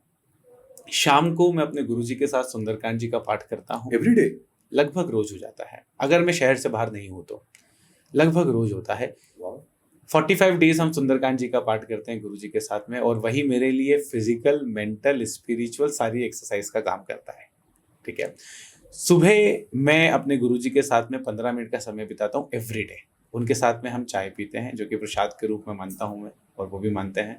तो वो 15 मिनट और शाम के 45 मिनट ये मेरे लिए सारी एक्सरसाइजेस के बराबर हैं। दूसरा जो मेरे लिए मी टाइम निकलता है वो निकलता है नाइट में 10 to 12 वाला। मैं हमेशा अपने घर में लगभग आधा घंटा डेली बात करने में बिताता हूँ, पर्सनल लेवल पे। ऐसे तो हम फ़ोन पे बात करते हैं, चाहे मैं मदर की बात करूँ, मैं अपनी बेटी की बात करूँ, मैं पिताजी की बात करूँ, बहन की बात करूँ, लेकिन मैं जब भी घर वापस आता हूँ, चाहे मैं रात को 10:30 पे आऊँ, मैं रात को 11 बजे आऊँ, सबका सोने का समय 11:30-12 के आसपास होता है हमारी फैमिली में। तो उसके पहले का जो आधे घंटा है मैं हमेशा अपने घर पर बिताता हूँ। कोशिश हमारी ये रहती है कि खाना खाते खाते मैं सबसे बात करूँ। आई शेयर माई, इवन आपके इस स्पॉटलाइट के पॉडकास्ट से मैं सबको ये बात शेयर करना चाहूँगा, जो एंटरप्रेन्योर होता है ना इंद्रनील जी, वो बड़ा अकेला होता है। ट्रू। उसकी जर्नी बहुत अकेली होती है। मैं हमेशा अपने टीम मेंबर को कहता हूँ कि तुम तुम्हारे दुख मुझे शेयर कर सकते हो, मैं अपना दुख किसी को शेयर नहीं कर सकता। एक एंटरप्रेन्योर हमेशा अकेला है, उसको सेल्फ मोटिवेट होना है। लोग उसके वीडियोस देखते हैं, उससे मोटिवेट होते हैं, वो भी तो किसी से मोटिवेट होता होगा। तो क्योंकि वो एंटरप्रेन्योर अकेला होता है, और वो अकेलेपन को एक ही चीज से दूर कर सकता है, बात करके, डिस्कशन करके, शेयरिंग करके। चाहे वो दोस्तों के साथ हो, चाहे वो गुरु के साथ हो, चाहे वो फैमिली के साथ हो, किसी के भी साथ हो, वो उनके साथ शेयर करके करना जरूरी है। मैं हमेशा ये डिस्कशन शेयर करता हूँ। चाहे कभी किसी समय में फंड हो, बहुत ज्यादा होते हैं तब भी डिस्कस करता हूँ, कम होते हैं तब भी डिस्कस करता हूँ। ऑफिस के किसी मेन आदमी का रेजिग्नेशन आ गया, I share with my family, क्या रेजिग्नेशन आ गया है, व्हाट इज द सॉल्यूशन। वो मुझे सॉल्यूशन नहीं दे पाते हैं, लेकिन वो मुझे ये बोल पाते हैं, अरे तू कर लेगा, अरे हो जाएगा। That one spark will give you the energy. मुझे आज भी याद है जब मैंने सबसे पहला थॉट रखा था, मुझसे एक पॉडकास्ट में पूछा गया था, Rahul ji what one thing which जिस पॉइंट पे, जो टर्निंग पॉइंट आपकी लाइफ का, जिसमें आपके दिमाग में आया कि अब बिजनेस चालू करते हैं, दैट वन थिंग। तो मैं किचन में खड़ा हुआ था, स्टैंड के पास मेरी माता जी रात का खाना बना रही थी, और मेरे मम्मी को कहा mummy I want to start the business. एक छोटा सा थॉट रखा, मम्मी ने कहा पैसे तो है नहीं, तो मैंने कहा कुछ ना कुछ तो कर लेंगे। उन्होंने ये कहा एक काम कर, 2 साल ट्राई कर, छत अपनी है, जब सब बर्बाद भी हो जाएगा ना तो वापस घर आ जाना। That one energy give me the बड़ा मोटिवेशन है। मैंने कहा ना, विचार सबसे बड़ी चीज होती है, पैसा जरूरी नहीं होता है। एक व्यक्ति जो कि आत्महत्या करने जा रहा हो अपने आप की पैसों के कारण, आप उसको गले में हाथ डालिए, उससे बोलिए क्या हो गया तुझे, अरे सुबह मैं तेरे को 1 करोड़ दे दूंगा, भले आपकी जेब में 1 करोड़ नहीं है, लेकिन आपने विचार उसके साथ शेयर करा। वो विचार जो सकारात्मक ऊर्जा को डिलीवर करेगा ना, वो पैसा भी नहीं कर सकता, वो समय डाल देगा। ये विचार जरूरी है। आज मैं कोटा के अंदर सेशन लेता हूँ, लोगों ने पंखे के अंदर स्प्रिंग लगा दी, बोला इससे सुसाइड केस कम हो जाएंगे। ठीक है, अच्छी बात है, इट्स ए सॉल्यूशन, बट वो रील बच्चा भी देखता है। हाँ। उसको पता है कि मेरे पंखे में स्प्रिंग लगी हो सकती है, राइट। उसके इसके किससे कम करोगे, वो अकेला है, वो नीट की IIT की तैयारी कर रहा है, वो अकेला है, उसके अकेलेपन को कैसे दूर करोगे आप। वो डेली कंपटीशन को फेस कर रहा है, nobody is available there to communicate with him. हमने प्लान बी चालू करा, प्लान बी, कि अगर तू बच्चे IIT की तैयारी कर रहा है ना, नीट की तैयारी कर रहा है ना बेटा, उसके साथ में सोशल मीडिया मैनेजमेंट सीख ले, ग्राफिक डिजाइनिंग सीख ले, डेली 1 घंटा डिजिटल मार्केटिंग पे बिता, कोई भी एक स्किल को पकड़ ले। जब वो 2 साल के बाद भी उसका अगर IIT में सिलेक्शन नहीं हो पाएगा इंद्रनील जी, वो अकेला नहीं रहेगा, क्योंकि उसको ये पता रहेगा मेरे हाथ में ये रिसोर्स है जिसके आधार पर मैं नौकरी पा सकता हूँ। ये प्लान बी होता है, ये ताकत होती है एक व्यक्ति की। मैं हमेशा हर गवर्नमेंट एग्जाम की तैयारी करने वाले को, IIT करने वाले को ये बात कहता हूँ, मेंटल स्ट्रेस को कम करना जरूरी है। तो एक एंटरप्रेन्योर हमेशा अकेला होता है। मेरा एक मित्र है हिमांशु, वो हमेशा कहता है कि एंटरप्रेन्योर और उसके स्टार्टअप का कभी फिनरल नहीं निकलना चाहिए। उसके स्टार्टअप का कभी फ्यूनरल नहीं निकलना चाहिए। स्टार्टअप का फ्यूनरल निकला मतलब पूरे इकोसिस्टम पे धब्बा है। बिल्कुल सही। ये कोई मतलब, ये सारी पॉडकास्ट, सारा यूट्यूब, सारा सपोर्ट सिस्टम सब बकवास है। अगर ये सच में है तो उस स्टार्टअप का फ्यूनरल निकलने के पहले 4 लोग उसके पास पहुंच जाने चाहिए। क्या चाहिए तुझे? क्लाइंट नहीं मिल रहे हैं। आज इतनी सारी कम्युनिटीज है, जिस कम्युनिटी से मैं कनेक्टेड हूँ 4-5 कम्युनिटीज है जहां पर 1000 से ज्यादा एंटरप्रेन्योर्स हैं। एक गिफ्टिंग कंपनी है, मैं नाम नहीं लेना चाहूंगा क्योंकि एडवर्टाइजमेंट हो जाएगा। एक गिफ्टिंग कंपनी है, उन्होंने हमारी कम्युनिटी में आके बोला यार मेरा बहुत नुकसान हो रहा है and I need the customer, क्या करूं, मैं अपना धंधा बंद कर दूं। उसके स्टार्टअप का फ्यूनरल निकलने वाला था। सारे 1000 स्टार्टअप्स ने मिलकर बोला you are a gifting company ना, कहीं ना कहीं से तो हम प्रिंट कराते ही हैं, we will give you the order. वो आज साकेत नगर में अच्छा ऑफिस चला रहा है, लाखों रुपए का रेवेन्यू कमा रहा है। Recently he got the award. तो ये क्या हुआ? ये स्टार्टअप का फ्यूनरल बच गया। हिमांशु भाई हमेशा ये बात कहता है। तो मेरा जो, मैं हमेशा एक ही बात में क्रेडिट देने में कभी पीछे नहीं हटता। तो क्रेडिट मैं हमेशा देना चाहूंगा इकोसिस्टम को। तो इकोसिस्टम जरूरी है। तो मैं जो आपका वाला मी टाइम वाला क्वेश्चन था वो थोड़ा सा लंबा चला गया, बट उसका आंसर यही है कि मी टाइम तो जरूरी है। आप फिजिकल लेवल पे बिताएं, मेंटल लेवल पे बिताएं, स्पिरिचुअल लेवल पे बिताएं, फैमिली के साथ बात करें। आप बात जरूर करें। मैं डेली अपनी बेटी के साथ बैठ के बात करता हूँ। वो मेरे पास ज़्यादा नहीं आती, उसको खेलना पसंद है, लेकिन मैं फिर उसको पकड़ के लाता हूँ। क्या हुआ, तूने क्या करा आज? अरे यार पापा यार अभी मेरे से बात मत करो। मैं फिर भी उससे डिस्कशंस करता हूँ। स्ट्रेस खत्म होता है जब आप, एक पिता जब बड़े ही गुस्से में घर के अंदर एंटर करता है और सामने एक मुस्कुराते हुए बच्चे को देखता है ना, वो कूल हो जाता है, वो काम हो जाता है। उसी प्रकार से जब एक युवा एंटरप्रेन्योर, एक युवा उद्यमी अपने घर के अंदर दिन भर के सारे ऑफिस के टेंशन्स को लेकर एंटर करता है और उसके परिवार ने सिर्फ इतना पूछ लिया ना, कैसा दिन था तेरा, कैसा लगा तुझे, मैं कह रहा हूँ उसको जो ताकत मिलेगी वो दुनिया का कोई यूट्यूबर नहीं दे सकता। Very true. But that's the me time. Very true. आपका हेयर स्टाइल बहुत अच्छा है सर, कब से रखा है? अगर आप चोटी की बात कर रहे हैं तो ये नहीं, मैं तो ओवरऑल हेयर स्टाइल की बात कर रहा हूं। ये सर ये तो बचपन से पार्ट ऑफ इट। ये बचपन से ऐसा ही है, स्टार्टिंग से ही ये है। चोटी कब से है फिर? चोटी ये कोविड की देन है। अच्छा, कोविड की ये कोविड की देन है। एक्चुअली कोविड में बाल जो है हेयर कट नहीं हो पाया। तो जब रिलैक्सेशन का टाइम आया था तो तब भी कुछ जो बिजनेसेस थे वो बंद थे। तो सलून उसमें से एक था, वो बंद रखा गया था। और मेरा जो है एक प्रिंसिपल के साथ अर्जेंट मीटिंग प्लान हो गया छत्तीसगढ़ के अंदर, रायपुर में। तो मैं बड़ा फॉर्मल रहता हूँ, तो मुझे ऐसा ये पसंद नहीं आता ये सब। तो मैंने कहा अब क्या करूँ, तो मेरी मदर ने सेशन दिया इसकी चोटी बांध दो। तो मैंने चोटी बांधी और जब मैं वहाँ गया तो उन्होंने मुझे अप्रिशिएट करा, बड़ा अच्छा लुक लग रहा है राहुल तुम्हारा, सूट वगैरह और उसके ऊपर चोटी। तो मैंने कहा चलो इसको कंटिन्यू करते हैं। फिर 1-2 सेशन लिए, उसके पिक्चर्स आए, वीडियोस आए, तो बड़ा अच्छा लगने लगा। तो तब से चोटी आ गई। एनी बॉलीवुड मोटिवेशन, कोई फेवरेट हीरो है? बिल्कुल, अगर हम बॉलीवुड की बात करते हैं, because Bollywood is an integral part of Hindustan. Yes, Pankaj Tripathi ji, okay, Piyush Mishra ji, ये 2 मेरे ऐसे, I can understand your genre now. Yes. ये ग्राउंडेड हैं, ये जमीन से उठे हैं, ये आज भी देसी हैं, बढ़िया अपना साफा डालते हैं, कुर्ता पजामा पहनते हैं, अपने गांव में निकल जाते हैं। तो ये मुझे पसंद है, मैं आज भी यही करता हूँ और शायद यही मेरा जोनर है। थोड़ा सा अलग हूँ मैं इस मामले में। Rahul ji, thank you very much for giving your I really time. Thanks to you for inviting me. And it was a very exciting and very nice discussion. Thank you. And I guess all the viewers will get a lot of ideas and a lot of informations regarding this. And it's a learning actually. और बहुत अच्छा लगा आपसे बात करके, आपके journey के बारे में जान के। आपका एक्सपीरियंस थोड़ा सा बताइए तो हमको भी थोड़ा सा मोटिवेशन मिल जाएगा। Seriously I am telling you, when we talk about the spotlight, जब आपका मेरे पास फोन आया, आपकी टीम से जब मैं कनेक्ट हुआ, आप एक रिसर्च, हमने एक बेसिक रिसर्च करी, आपके वीडियोस हमने देखे, स्पॉटलाइट के वीडियोस देखे, यूट्यूब पे देखे, और हमने ये पाया कि स्पेशली आप जो कवर कर रहे हैं, which is actually not covering by the different other people in the industry. तो आप, क्योंकि जो सवाल आपने मुझसे करे, जो ग्राउंडेड सवाल आप मुझसे कर रहे हैं, जो वास्तविक राहुल को जानने की बात कर रहे हैं, वास्तविकता के शिकुंज को जानने की बात कर रहे हैं, I really appreciate you Indraneel ji, क्योंकि ये ज़रूरी है। और मैंने कहा ना, एंटरप्रेन्योर अकेला होता है, स्पॉटलाइट उसके अकेलेपन की कहानी को दूर करता है।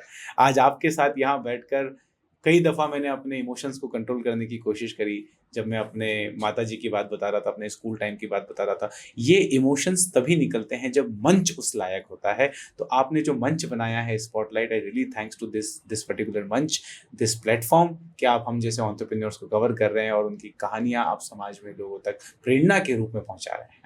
I really Thank you thank very much, Rahul. And I wish you all the very best for Shri Kunj and for Thank you. yourself as well. Thank you Thank you so so much. much. Thank you. So this was the story about Mr. Rahul Bhargav, and this was the story behind Shri Kunj. I hope it will give you a lot of insights and lot of ideas that how he created Shri Kunj over a period of time, और company को बनाने के लिए उनको कितना मेहनत करना पड़ा, कहाँ से उन्होंने शुरू किया, कहाँ से उन्होंने अपनी लाइफ की जर्नी शुरू की. It was very very inspiring, and I guess you will be finding Mr. Rahul Bhargav is the robust person behind these brands who he created over a period of time. And अपना comment section में अपनी comment डालना ज़रूर मत भूलें, because from your comments we'll be getting ideas that how we can improve ourselves in future and what kind of content you are willing to watch in future as well. और मेरी हिंदी के बारे में तो ज़रूर लिखिए so that I can have an understanding that how I can improve my Hindi as well. So thank you again and thank you very much for watching this entire podcast. Please write something in the comment section so that we can have your comment, because those are the things which are very very valuable to us. And thank you very much, and signing it off.